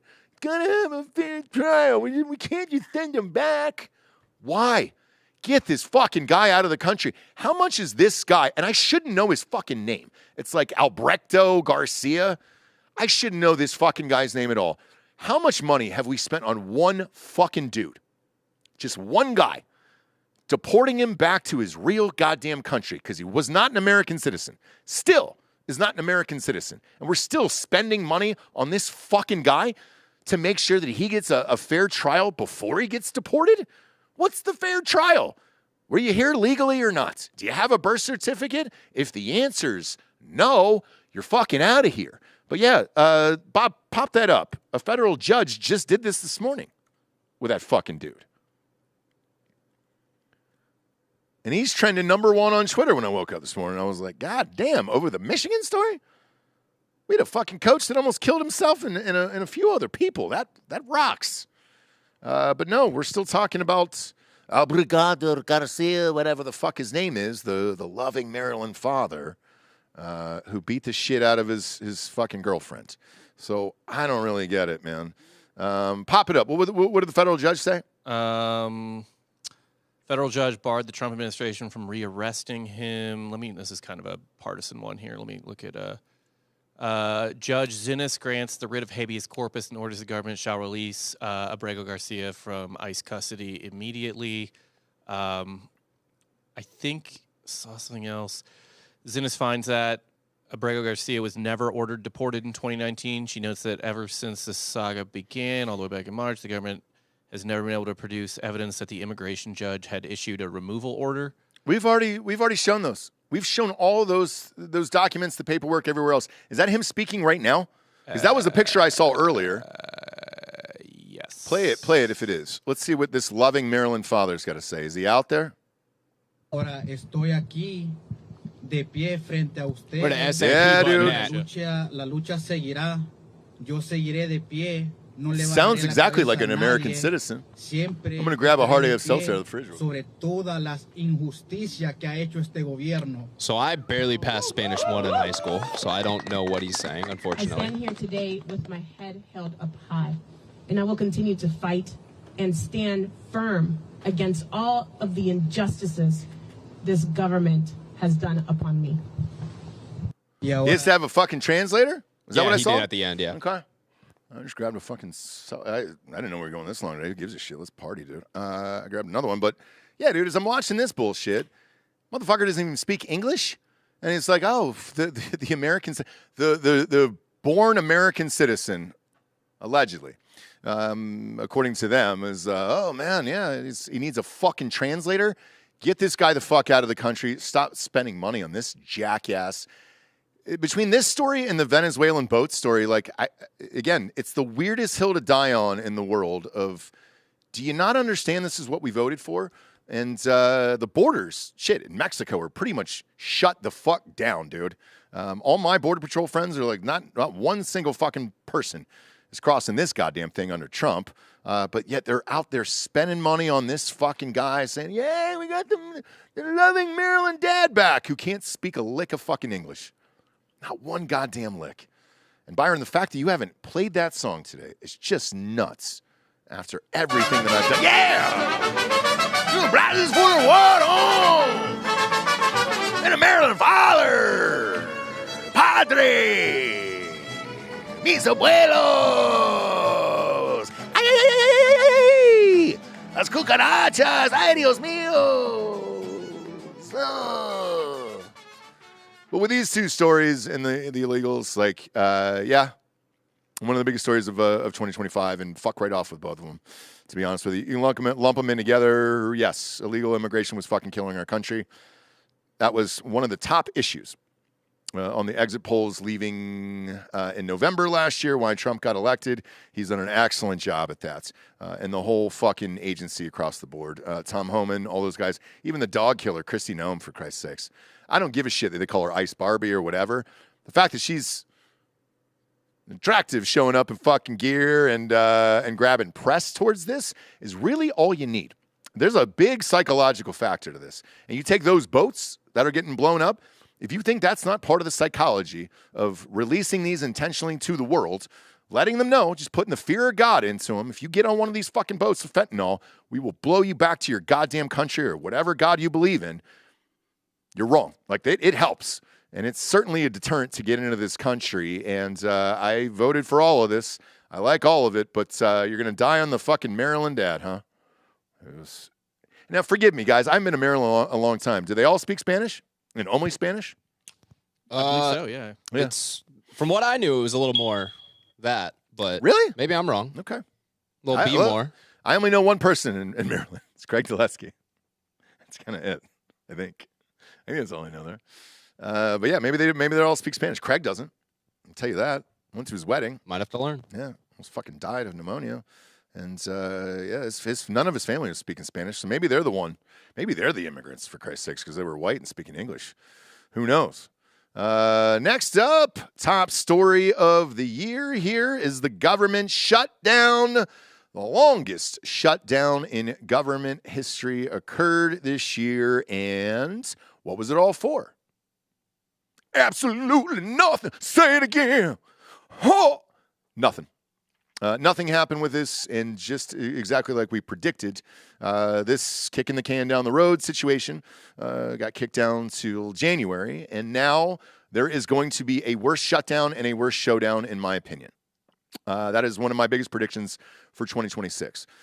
The Democrats took a fucking beating on this one, and they want to keep healthcare for illegals, again, and all this other shit, and they're trying to put these in the bills. And it has nothing to do with our spending here. And we should not be funding these fucking people to be in the country. If the Republicans give 1 inch on this goddamn issue next year, I'm going to be very, very pissed off about it. Because no, that is not what I fucking voted for. The other part we saw during the government shutdown was the country, for the most part, operated as normal. We didn't really notice towards the end. And to be honest with you, I try to use things that are going on in my daily life to explain, all right, maybe this is what other Americans are going through. And the biggest thing that was affected to me, in my opinion, was travel. So yeah, that definitely fucked up travel. Towards the end, man, I got six flights canceled in 3 weeks. So it was a fucking nightmare, an absolute fucking nightmare, flying and all that other shit. Should the TSA and airline employees and all this other shit be part of the government? No. No, they shouldn't. To me, this should be a local job, depending upon what airport it is. And then the airlines should have employees that do the rest of these gigs. And air traffic controllers, man, that's part of government spending. I'm not a huge fan of that at all whatsoever. And, you know, we don't have enough of them. We need more. You need better equipment. You need better upgrades. I think that needs to be funded. So if you want to put that in there, fine. Funding illegals and their health care and all this other fucking bullshit from people from other countries, absolutely not. Absolutely fucking not. And, Bob, can you look up the date of that? how long it stretches to. I know. I want to say it's the end of January. Mm-hmm. Because it is coming back up again. Like I said, everybody always kicks this down the road. There's usually a CR to do this. It passes, and then boom, the problem. January 30th. There you go. So January 30th, get ready for another government shutdown. That is my prediction here, and I think it's going to be worse because the Democrats look like assholes at the end of this. They got nothing. Jon Stewart, Colbert, all the people who will be gone from late night very soon, probably in May, from what I'm hearing behind the scenes. We're like, oh, what was all this fight for? We got nothing. We got nothing. But in the meantime, you were bitching relentlessly throughout this shutdown that SNAP benefits weren't being paid. Kids were going to go starving and all this other shit because you wanted the shutdown and you said you had the leverage. The leverage of what? Using Americans and not feeding people or not giving them SNAP benefits and all this other shit. That was the actual leverage. And even those guys looked like shit after this all happened and went out the next day and said, hey, we caved. We did nothing. We had them, man. We were starving. We were starving our own fucking party, starving our own citizens and shit, man. We should have kept going. You ready for that? Because that's going to kick back into high gear, and then Trump's going to have to deal with that. Now, quietly behind the scenes, I think Trump handled it pretty decently, and he knocked out some of these departments, started making cuts, going back to another story, some of the suggestions that DOGE had recommended, started making those cuts quietly behind the scenes and got rid of a lot of these people. So, in a way, yeah, it was a massive win for Republicans. Obviously, a massive loss for us as Americans and American citizens and all this other shit. You got one party who's fighting for funding for illegals, and then you got another out there who's trying to really fucking jack up the spending. And they did with the big, beautiful bill. I'm a Republican. I love Trump. That's never been a secret on this show, but that big, beautiful bill ain't great unless somebody's going to be in there, the same party is going to be in there and control all three houses for the next 10 years. And I don't know if that's possible. I don't know if that's possible. We'll see with this voting act and what the Supreme Court does, because that's going to have a lot to do with what happens in midterms next year. But those are coming up, guys. And so far, some of these results that are in, from a Miami or other locations like that, they're flipping because they're being affected by ICE raids and all that other shit. But again, this is what we voted for on a federal level here. And we'll see what happens with this, because I think we're going to be in another losing situation. And if flights and TSA and all this other shit start shutting down, this is really bad for the airline industry as well. And then you're starting to get concerned with the stock market and all that other shit. But that's where my money's going, is that we're going to have another shutdown on January 30th, and they're going to bring up the exact same issues. How you combat that, I don't know, without having the shutdown, because all these bills, in my opinion, should be separately and voted on separately. They're not. They're not. Next up, sponsorship wise here. Who do we got? AmericanFinancing.net/Drinkin Bros. When we talk about spending, let's get into spending. Interest rates for the last few years have been and continue to be high. A lot of Americans have had to reach for credit cards to pay for bills, including ourselves here, for various businesses and life shit and everything else. Well, credit card interest rates are at 20 to 30%. If you're a homeowner out there, you can take equity out of your home, which is right around, if you're saying it dropped a quarter last week, then it's probably around 6.25 or 6 now. Byron, is that true? Yeah, somewhere around there. That's the savings you can get. So on average, you can save about $800 a month when you call let American Financing help you. American Financing is a family-owned mortgage lender. It's been around for 25 years. They don't charge any upfront or hidden fees to find out how much you can save. You may be able to close in as fast as 10 days. You also might be able to delay up to 2 mortgage payments, creating even more savings up front. They've helped hundreds of thousands of homeowners create meaningful savings, and it's reflected in the reviews on Google. Call today at 866-887-2275. That is 866-887-2275, or AmericanFinancing.net/Drinkin Bros. Their Better Business Bureau disclaimer is at NMLS 182334. You can check them out at NMLSconsumeraccess.org. You want to make sure they're on the up and up. And as always, Bob puts all of these links and phone numbers in the audio and video descriptions. Next up, top story of the year. We down to the top 4 here, Bob? Yeah. Mamdani Democratic Socialists won the mayoral race of New York City. Largest city in the United States here, the most important one, especially financially here. And we did it, guys. You guys did it. You finally elected a socialist, a real one, as mayor here. And there he is right there. Trump invited him to the White House. This was a fun little thing here. I like how he makes him stand off to the side like a little child who's in the principal's office. Press play on this. Subject to what policies are being said. We had a meeting today that actually surprised me. He wants to see no crime. He wants to see housing being built. He wants to see rents coming down, all things that I agree with. Now, we may disagree how we get there. The rent coming down, I think one of the things I really gleaned very much today, he'd like to see him come down, ideally, by building a lot of additional housing. Yeah. That's the ultimate way. He agrees with that, and so do I. But if I read the newspapers and the stories, I don't hear that. But I heard him say it today, and I think that's a very positive step. No, I don't expect. I expect to be helping him, not hurting him. A big help, because I want New York City to be great. Look, I love New York City. It's where I come from. I spent a lot of years there. Now I'm right here. We took a big setback with the mayor that we had, named de Blasio. I thought it was a tremendous setback for the city. I think this mayor can do some things that are going to be really great. Mr. President. Now, some people on the right were pissed off about this, that you had Mamdani come up to the White House. I am not. If we're actually going to change things, you've got to start to work with the other side, or at least try to understand where they're coming from. This meeting with Trump, I heard behind the scenes, they got to sit down, chat for an hour about the city and everything else, hopes, dreams, wishes, budgets, all that other stuff. And I can promise you this.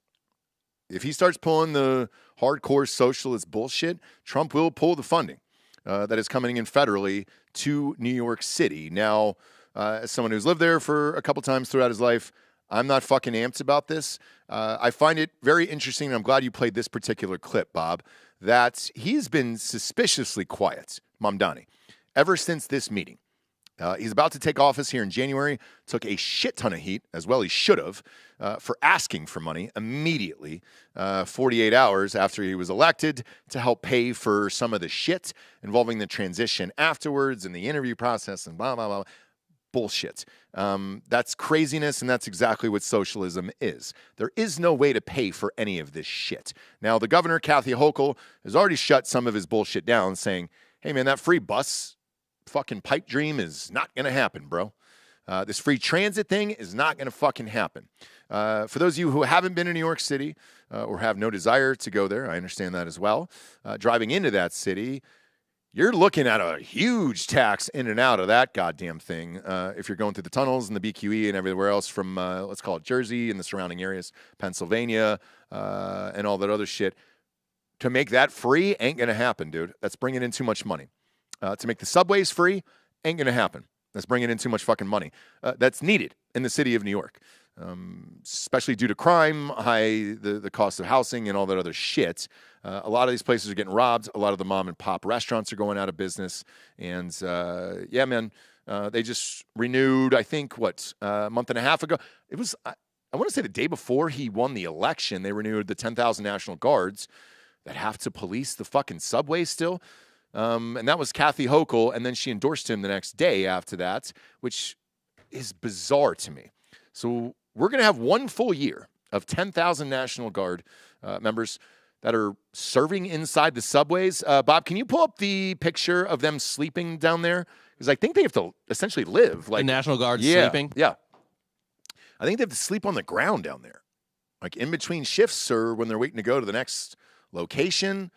It's very, very bizarre to me. Yeah, I think it's the one underneath it right there, right? Is that it?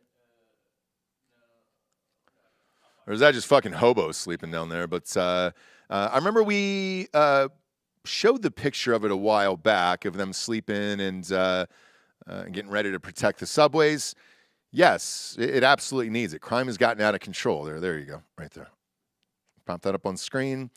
Crime has gotten out of control and all this other shit. And if your city is this unsafe that you need 10,000 National Guard for an entire consecutive year, maybe, just maybe, it's time to start reevaluating who you're electing for your governor and for your fucking mayors. And in my opinion, they made it way worse by hiring this fucking guy.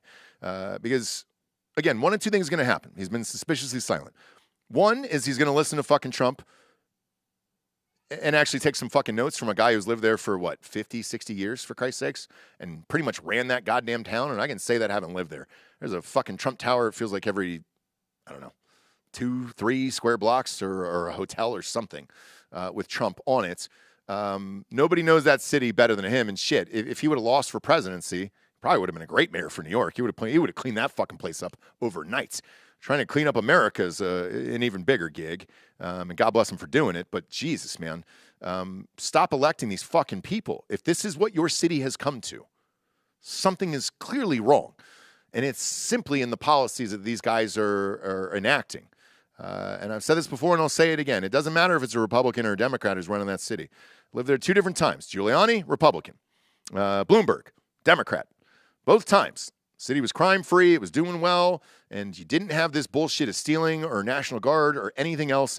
It was simply the policies that they enacted regarding crime and how they treated the NYPD and the fire department and all that other stuff. And it's that simple, guys. But you guys said fuck it up there. We're going to vote for this guy, so let's see what happens. Biggest problem, in my opinion, is you got 4 years of this fucking dude. So a city like New York can crumble in 6 to 8 months. Let's call it 10, maybe tops. And you saw it with the subway system there. Imagine the rest of it.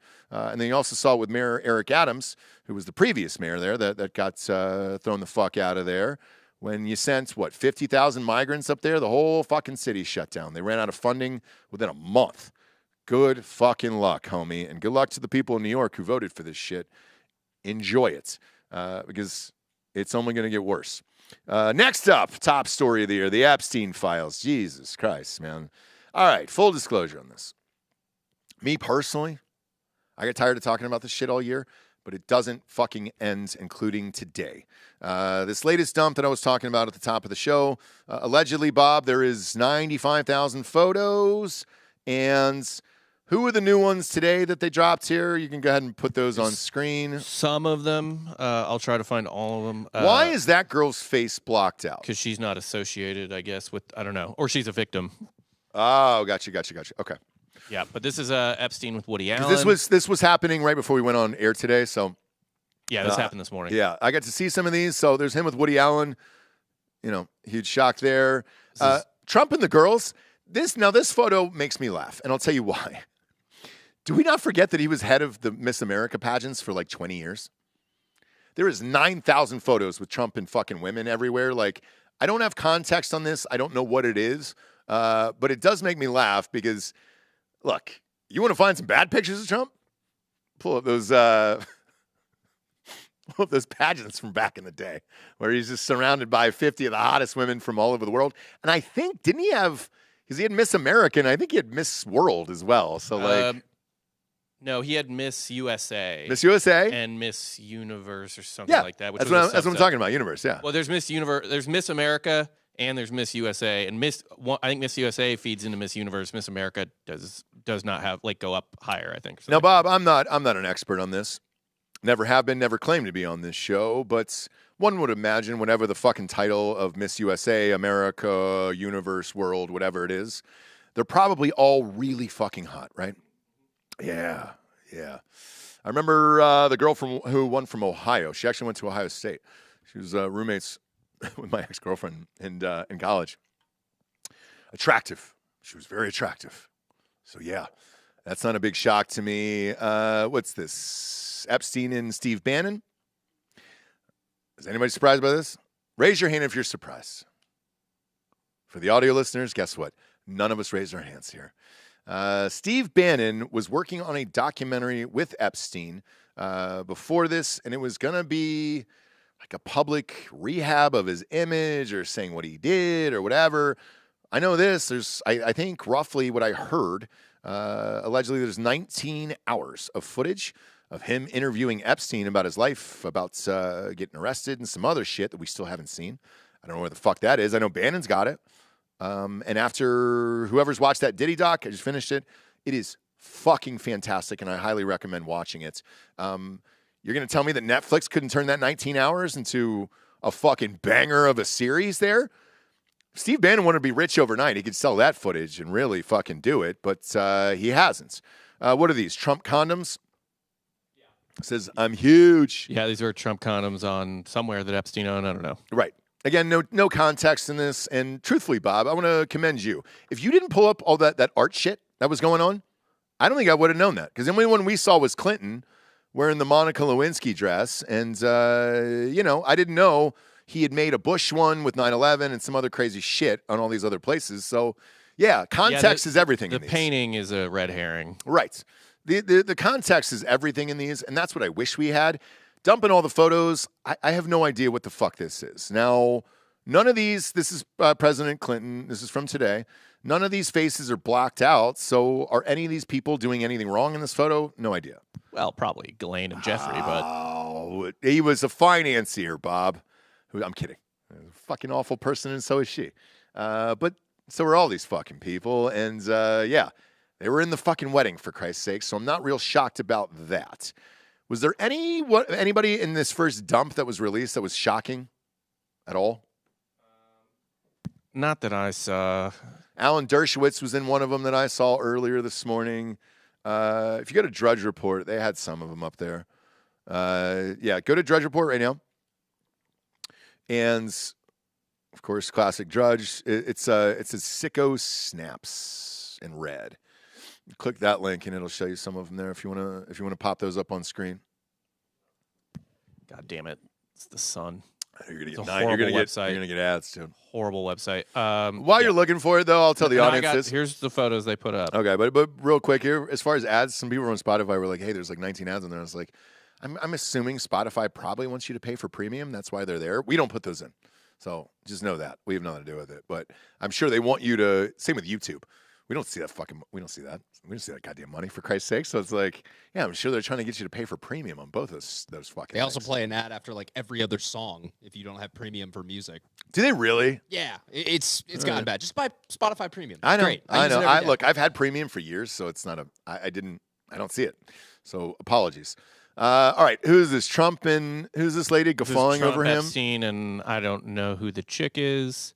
That's just some of the party. We saw that picture. Here's, I guess, Epstein on set with Woody Allen. Yes, dude. Just financing. Yeah. Yeah, just financing, hanging out. That looks like that Scarlett Johansson tennis movie. Bill Gates and Prince Andrew. Well, Prince Andrew's had all of his titles stripped, and he's out of there, so that one's fine. Who's this one? Is that Big Dick Branson? Yeah, Richard Branson. Richard Branson? Shit, Branson's down there. It's not the Virgin Group. Damn it, man. This is Trump on a jet, a private jet. Okay. Don't know whose. It looks like a stewardess, maybe? Maybe, yeah. Dressed like one. So maybe she's blacked out for that reason. But context is everything in this. My biggest overall takeaway for the story. Who's that? Harvard President Larry Summers. Oh, shit. Former Harvard President. I didn't see this one. Okay. Oh, and is he with Bill Gates? That's Woody Allen. It's Woody Allen. The fuck? The president of Harvard? On the jet? He's a famous guy, you know? No, I get Rich it. and powerful men. I get it. Is the president? I didn't think the president of Harvard was that famous. I didn't know until we covered the Not story. famous, powerful. Totally, I agree. But I didn't know his name.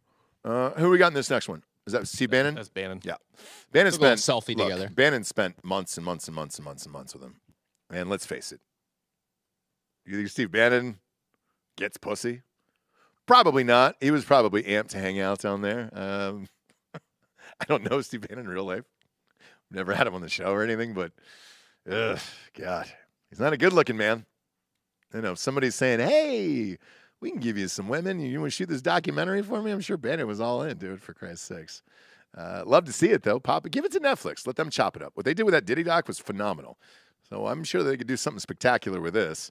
And by the way, Bob, that Diddy doc knocked off Stranger Things from #1 for the week. Most streaming. Yeah, dude. #1. When you watch it, you'll understand. I mean, they even solved the Tupac murder on the goddamn show with a testimony from a guy behind the scenes who just went step by step of how he murdered Tupac. Shocking. think it was in episode 3 if you want to watch it. But we're trying to get the guy on the LAPD detective who interviewed him on the show here. I've been in touch with him over the last 48 hours. We're going to do that in the New Year's, though, because that trial is going on next year, by the way. I know people are stunned by this, but that Tupac Shakur trial, the murder trial, is actually going on next year. The guy's name is Keith D., or his fucking gang name was, at least. And that trial will start, I want to say, in March of 2026. So we're going to try to get that detective on the show. There he is. Pop him up on screen. This is the dude who killed Tupac. And one associate, the associate is dead. I think he died of cancer. So he is that his mugshot, Bob? Yeah, that's one of the dudes who killed Tupac right there. And in the documentary, he details it step by step by step of how he did it. So, yeah, get ready for that to pop off next year. But in regards to this Epstein shit, balls and strikes on this show here. I think the Trump administration bungled this whole fucking thing. And now, with the release of all this shit left and right, I don't think any of us are going to believe in any of it at this point. I'm sure everybody's got their own opinion out there of what this is, who was involved, and why. But context really matters. If you're going to dump a bunch of photos, fine, but let me know what they are. Let me know where they were, what this is in regards to. And to my knowledge, Trump himself, at least according to the victims and everybody else, was never involved in any of it, at least sexually. Was he there at some of these parties and all this other shit? Sure, it certainly looks like it, but give me the real shit on this. And then we could start to move somewhere. But as we saw with the Twitter files and January 6th and all this other shit, the more you drag this out, the less people fucking care. Because one of the stories that didn't make the cut here for the top 10 for 2025 was the MLK and JFK files.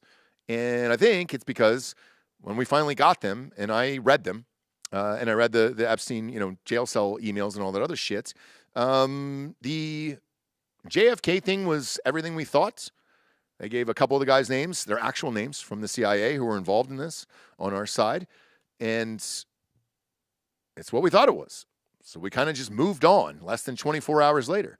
Also, they were dumped on a Friday, and it was just like, let's dump these immediately without any context or really any explanation. And they just let normal dicks like us read it, and if you wanted to or if you cared to, or a lot of people were on Twitter just saying, hey, is there any way ChatGPT can summarize this for me and give me some fucking Cliff Notes so I don't have to actually fucking read?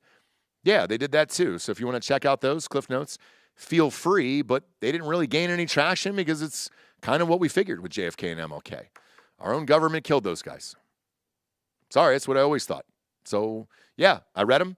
It's exactly what I thought, and I moved on with my life. But with this Epstein shit, if you really wanted to dump it all on day one, you certainly could have. They had all this shit back in, 2017, 2018, Bob? Yeah, while he was alive, I think. 7 years to do all this shit. Pam Bondi, Bongino, Kash Patel, everybody said, hey, day one, when we get in there, we're dropping the fucking Epstein files. Guess what didn't happen day one? This. And now it's just drip, drip, drip, drip, drip, drip, drip, drip, drip. Until finally, both the Republicans and the Democrats got together to vote to release all of it because nobody wanted to look guilty. Now, with the pictures and the people we've seen today, Bob, if these are the ones that are gaining traction, the ones that you just showed on screen here, these are all the names we heard. Yeah, we already know these names. So what did we really learn today? Probably nothing, and then we'll move on to the next goddamn thing.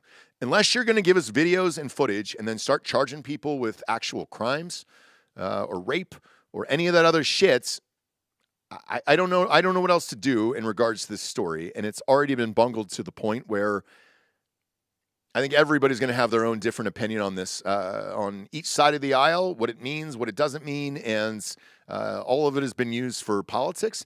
And I think most of these people who were in politics, who were in the Epstein files, it's kind of now a non-story as far as what's going to happen to them.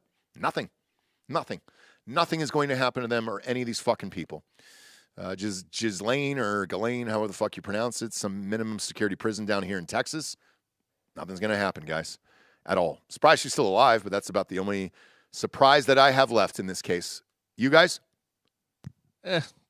Just seems like a kind of a big nothing burger until they give me something real. I agree. We've just been drip fed essentially zero for 7 years. And so because both of you guys have said the exact same thing that I think. I think it hurt Trump the most because he allowed it to happen. Is there some embarrassing shit or pictures or whatever of him hanging out with him?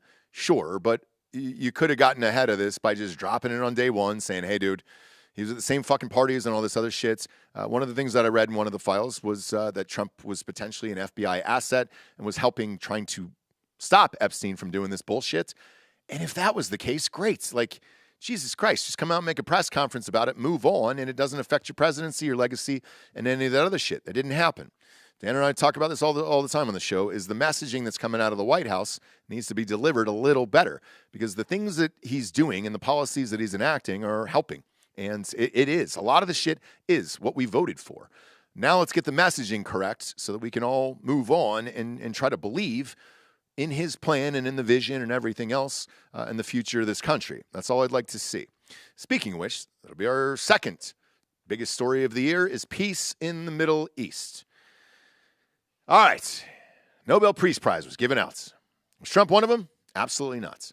Has anybody else ever in the history of our country, has anybody solved peace in the Middle East where they actually stopped wars and all that other shit? No. Trump. Hey, the woman from The View, by the way, she's taking a leave of absence now. She said she would wear a MAGA hat for an entire year if he was able to solve the Israel-Palestine crisis, and he did. She's not on the show right now. Is she getting some fucking mental health evaluation or something done? Just need some space. Usual bullshit, right? Yeah. I need some fucking time, man. I got caught cheating my wife. Oh, I'm a sex addict. I got to go to a fucking clinic. I got mental health issues. I can't be here anymore. She's getting fucking destroyed on social media and everywhere he turns. Sorry, man. People will not believe you if you're trying to be a serious journalist by saying this shit, not doing it, and then not giving people the proper props they deserve. Now, in this last story, I was not happy with how Trump handled the Epstein Files. I'm extremely happy with what he did in the Middle East. Ended this shit, kept us out of fucking wars, kept us out of putting fucking troops on the ground, and all that other shit. And let's not forget, he pulled the trigger on bombing Iran once they got nuclear weapons, and it, in my opinion, wasn't just the nuclear weapons warning. It was also a warning of if you keep fucking with this Israel-Palestine situation here, it's going to get worse. We all know they fucking trained there for that attack on October 7th and all that other shit. I think those shots fired over there were completely justified, and it was a nice signal that the USA is in charge. And if you keep fucking with us, dude, it's going to get worse for you guys. So that I love and I agree with. Now, as far as him having, who was it, MBS at the White House, which we played that clip on fake news. And essentially, the reporter asked, questions regarding 9/11 and everything else. And Trump was like, hey, you don't have to answer this. You don't want to. And he goes, no, I'll fucking answer it. And he goes, hey, had some bad people, all this other shit and everything else. Like, I think that is a step forward. Does it forgive 9/11? Absolutely not. But then again, the people in New York don't care either. They elected a Muslim as their fucking mayor. So I don't really know what to say and what more you want. Are they going to put $1 trillion into the economy like they said? Yes. Is it great? TBD. I'm certainly not amped with what they're doing in sports and this Riyadh shit that's everywhere and us pretending like nothing happens. I'm not real keen on, but I am amped about peace in the Middle East for no other reason than the fact that our men and women don't have to go over there to fight in these fucking wars that mean nothing to us. I don't give a fuck about one single country in the Middle East, including Israel. Sorry. I know people from time to time when I pop over to the chat or whatever have accused Dan of being an asset or whatever against real. I was like, no, we really don't care for real. He's not here, so I can say it for him because behind the scenes, like I obviously hang out with him. Thank you for that cutaway, Byron. And I know him in real life, and I can promise you he does not give a fuck about Israel. I think the U.S.'s interest in Israel is simply because that is the last non-Muslim nation left, and if that falls, well, fucking A, dude. You might as well wall off that goddamn place. But no, I like the peace deal simply because we will not go to war, and we will not have a 20-year war where we're losing American men and women for some fucking bullshit in some shit box that none of us fucking care about and does not affect our day-to-day lives. I think as we've proved, we do not need them for oil or any of that other shit. We have plenty of it here. If we were allowed to drill and we were supposed to drill and all that other shit, once we have, oil prices have gone down. Now, if your state's jacking that up, like California, Byron, you were the first one that told me it was a 98% tax per gallon? 98 cents, yeah. Yeah, per gallon, right? Yeah. So, I don't know about your car. You know, I got a truck. I think it holds 20. I think it's got 22 gallons on it, 21 or 22 gallons on it. That is an extra $22 every time you fill up your tank for nothing more than a tax to the state of California if you're filling up in California. It might be like a tiny bit lower, but roughly those are right numbers. That's fine. You know, it's in that ballpark for sure. So that's adding $20 to $22 per tank. That's the biggest thing living in Texas. I paid $2.22 for gas. I wanted to I don't know what I wanted to do. I couldn't handle it. It was like, this is insane. I almost cried. I filled up my wife's truck after we were doing Crime Corner, which drops on Patreon tonight, by the way. Tonight? Yes. OJ Part 1. OJ Simpson. So I came in for this one. First of all, I love your show. I love you guys' show. But second of all, it's the juice, dude. So we got you had to call in the big guns, dude, and get the guy who knows about OJ on the show. Two-parter that airs tonight, the first one. But filling up, here's how shocked I was the other night. It was $2.22. It was $40 to fill up my wife's car. My car was, I think, $48 to fill up an entire tank down here in Texas. But we don't have that state tax for gas. So I've like other listeners have reached out and be like, oh, where the fuck are you guys at that it's $2.22? We're in Texas. Now, I also went back to North Carolina and it was cheap as fuck there as well. So I don't know. Those are the really only two states I can speak on other than, let's see. That's not true. I drove through, for that Circle K deal, I drove through Mississippi, Louisiana, Alabama, Georgia, and then my parents took that company car back to North Carolina. So, after we met up for the Falcons game, it was cheap in every single one of those states, gas was.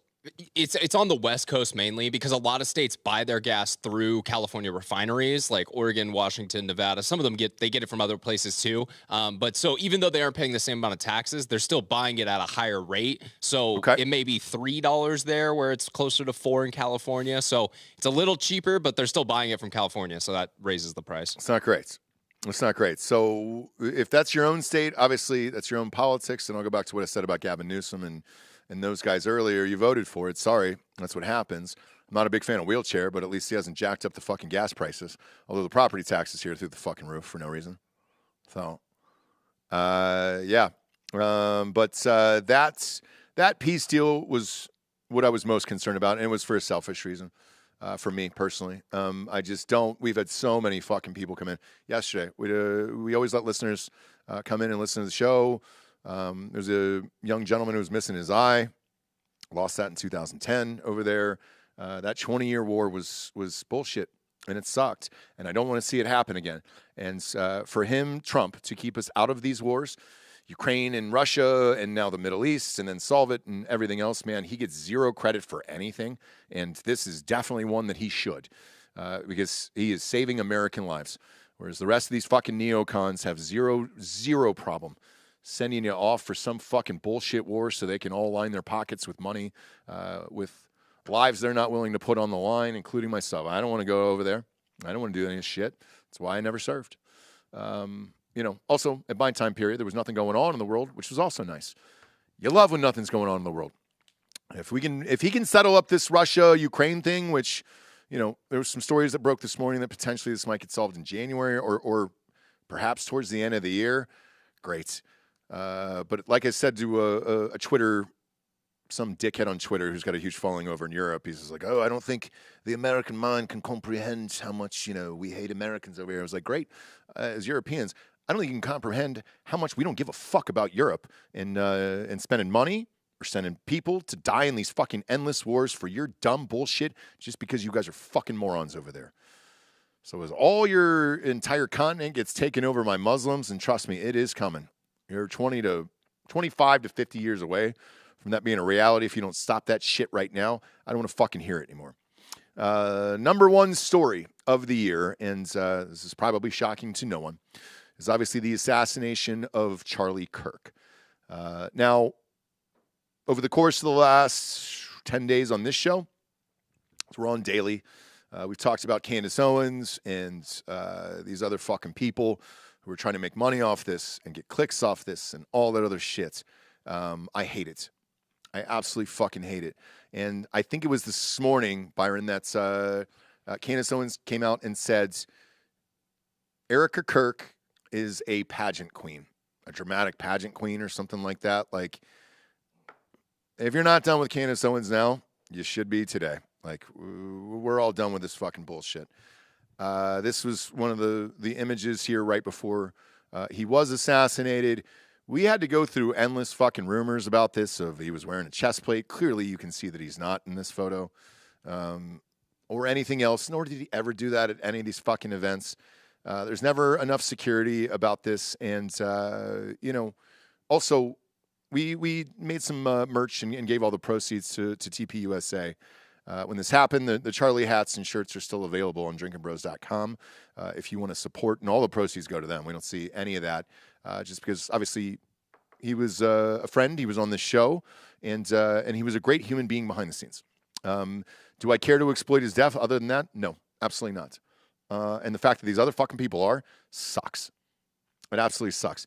Either run a fucking charity and give the proceeds to them. And this backlash with Erica Kirk going on TV and all this other shit, I don't understand either. This is how he changed the country. This is how he became the biggest conservative voice in politics, was by going out day in and day out and being visible, not only with crowds like you see behind him here, but also talking to young people. What you don't see, you see him on stage here, but you don't see behind the scenes when he's signing stuff, talking to kids directly on these college campuses, answering questions, firing back. Was it sometimes contentious? Sure. All debates are. But at least he was willing to have the debate on a day in and day out basis. And I think it was Kelsey Sheeran who was on the show the other day and we all got into it with her, saying, she shouldn't have gone on a week later. Yes, she sure should have. That is exactly what he believed in. That is exactly how he built this foundation. That is exactly what he built his career on. And what she wants to do and how she wants to honor her husband's legacy, I have zero fucking problems with whatsoever. Also have zero problems with her going on Fox and a couple other outlets in the last, let's call it 48 to 72 hours and saying, stop talking about conspiracies. Stop talking about this friendship, this alleged friendship that you had with my husband. And then you're going to go out there and slam him for allegedly talking to Israel and all that. I mean, she shut all of that shit down across the board. I certainly don't believe it. The day after the show, we had Rob O'Neill on the show and Dan, and we broke down why we thought there wasn't a conspiracy to this, and that it was this guy, and that it wasn't the best shot, obviously, but if you were a trained sniper or military or whatever the fuck Candace Owens is claiming, and we try to shoot down all the misinformation and rumors the next fucking day. It still continues, but I would caution you to see who is talking about this, why they're talking about it, and why they won't stop talking about it every single fucking day. Can I quote Dan because he's not here? Mm-hmm. Says it all the time. Cui bono. Yeah. Who benefits? Who benefits? And it's the wallets of Candace Owens or shit, man. Even fucking Tucker Carlson was talking about it again, for Christ's sakes. And it's like, man, let's just move on, honor his legacy, and remember what a great person he was, and let this woman grieve. And I really don't blame her for going on these talk shows and trying to shoot this shit down, because the problem is there's a lot of fucking people, which I didn't really know, that were following Candace Owens, or the top 10 just got released for Spotify for the year. Tucker Carlson's show was in the top 10. And that one wasn't really surprising to me, obviously. I'm talking about top 10 overall. There's categories that were broken up to. Us was comedy, and I think we were in sports last year. Top 10 are like, they'd split the categories for some reason. You have all these subcategories behind the scenes and all that other shit, and it's just like, dude, man, you're clearly using this for clickbait and money and all this other shit, and it sucks, dude. If you were a real, genuine friend to him, you wouldn't need to do it on a daily basis. You just wouldn't. Now, this guy is currently on trial today. I don't know if you guys know this, but the shooter himself is on trial. The judge, breaking news here, has allowed cameras in the courtroom for this trial. So you're going to get all of it. And I don't know whose decision that was at the end of the day. Bob, correct me if I'm wrong, but I think the judge has the final say in this, right? Probably, but it's not a federal trial, so yeah, you can have cameras in there. Right. So here's this smirking motherfucker right here, laughing, talking with his lawyers, all this other shit. This is going on today. Like, yeah, you can go ahead and play the video. Yeah, there's not much to it. No. But this smirking, goofy motherfucker, man, like, focus your efforts on this, man. And hopefully, Jesus Christ, man, either he admits it or they put him away for life or give him the death penalty, whatever the fuck they're going to do, and then we can move on. But I'll use a line that Kelsey said on that show where this was probably the biggest assassination in the USA since John F. Kennedy. I would agree with that. Bob, you're big into history. Can you remember another one on American soil? Well, MLK was killed after JFK. So. Oh, you're right. You're right. And hey, so was RFK. Yeah. So. Yeah. Probably those. Yeah, I agree. I can't. There haven't been a lot of assassinations in the last. There's been other big attempts. Yeah, but like Reagan and Nixon, right? Nixon Ford. Was Ford. Yeah, Ford. But they never went through. Obviously, Trump survived one. We never talk about that. Media never talks about it, but obviously Trump. And yeah, man, this fucking sucked. So us here for this show, for Drinkin' Bros podcast, and I can really only speak for us, to be honest with you, we just want to honor his legacy and chat about him as a positive person who tried to change the world. And that's about it. So you got no money, no skin in this game, no bullshit, no clickbait, no nothing, man. That's it. And the merch we did, which was Dan's idea, was literally to go to every single cent to the TPUSA. So that's it. If you're going to do something positive. That's all I ask. Now, we'll end it on a fun one here today because this just dropped, which, this might have made the top 10, Bob. I don't know. But Sydney Sweeney has a new movie coming out this weekend. Come on, it wouldn't be Drinkin' Bros if we didn't end with this for the year. All right? Sydney Sweeney has a new movie coming out this weekend, The Maid. Oh, boy. God, she pop looks her. amazing. Just pop her up there, right? Yeah, her and Amanda Seyfried right there. Boy. Just having fun at the premiere. A lot of giggles, a lot of laughs. Bestest friend ever. Look at that We tiny have little so much fun microphone from together. And I Variety. actually Jesus think that Christ. when you have Grow a up, scene partner, Variety. an actor that you You're good. have Bob, fun we can mute it. I don't even need to. Oh, good. Well. What we're seeing there is enough. Just going to leave that on God, screen. yeah, you rest- can. rest of the You show. can. God. Now, if you want to accuse us of clickbait, this is the one you can. This one I'll take and I'll admit. All right. Showing Sydney Sweeney. I'll take it on the chin. I don't give a fuck. Yeah, that one I'll admit to for sure. But because of how cool and funny she is, she agreed to do a lie detector test with her co-star, Amanda Seyfried. Rob took it away from us. Did he? Yeah, he took it down. Come on, Bob. I gotta find the video. And you want to talk about true journalism here. It was on TMZ, Bob.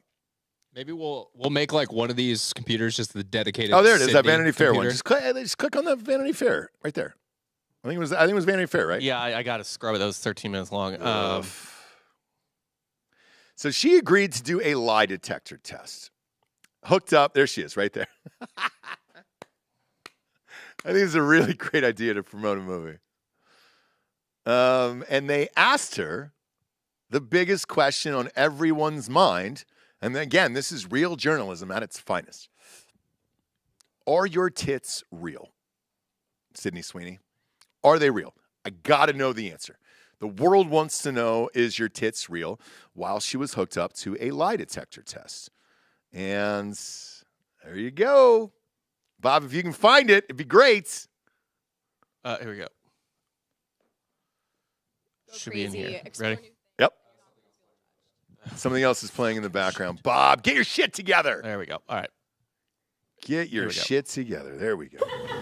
There's been a question on everyone's minds recently, and I just have to ask, are your boobs real? Yes. Have you ever had any work done on them? No, I've never gotten any work done anywhere. That was truthful. Can I touch them? Sure. Sydney. Yeah? Did you lie at any point during this interview and we didn't catch you? No. That is truthful. So we win. All right. In a day and age where celebrities have no fucking sense of humor or personality or anything whatsoever, the fact that you would sit down and do a real lie detector test hooked up to all that shit and have your co-star ask you personal questions about your tits, we're back, right? America's back here at this point. Like, she's leading the charge. She really is. It's Trump and Sydney Sweeney. If we're going to put Time's most influential people of the year, just go ahead and put the two of them together on the front page there, and I think we're good. Put that on the cover of the magazine, and we're all good. And at least we had some fun. You know, way to go, Sydney Sweeney. Way to save America this year. And the tits are real. I always wondered. I'm going to be honest. I was in the camp where I was like, maybe she's had the best doctor of all time. They look real. Well, they look real on top, but like to get all of it. Well, rocking there is a lot. I'm pretty sure you can see them if you really want. She's done nude scenes. Oh yeah, and I by the way, Byron, I may or may not have seen those for research for the show. So that's what I'm saying. I am a happily they were real. married man, and I did research for the show. But my honest opinion was, those are too perfect to be fucking real, dude. No, like, Bob's that's really quick to pull up a lemon party, but really slow to pull up Sydney Sweeney. Show me one shot, dude. They look perfect. Like they're too perfect. I've seen Lemon Party way more times than I've seen her nude scenes. So. Yeah, but I mean, in this studio here, we've my all God, seen tits. Not like these, Bob. They're amazing. Not like these. There's a reason she is the biggest star on the planet right now. No, that's real. Biggest star. Oh boy. So I'm glad we got to the bottom of this, guys. That was what I was really concerned about in 2025, and that is the top news stories of the year. All right, now's the point in the show we get to the Drinkin' Bro of the Week. You can submit on drinkinbros.com where you can get this lovely new merch that I'm wearing here. I love this fucking hoodie. We got all the OD green stuff out. I love the new hats, the crests, all of the stuff. We got jogging pants, which are super fucking comfortable. Brandon, you knocked it out of the park this year, dude. You're one of my Drinkin' Bros of the Week. Brandon Ickert. Shout out, buddy. He'll be here next week. I think he's coming in for the Christmas party here at the studio. But you can submit at drinkinbros.com. It gets emailed to us live on air. And we read it. Sorry, I don't know what's going to happen here after that titty story here. Hopefully the person's living. But we'll see. You can also submit on the app. The app is free. Drinkin' Bros app is free. It is on iTunes or Apple and Androids.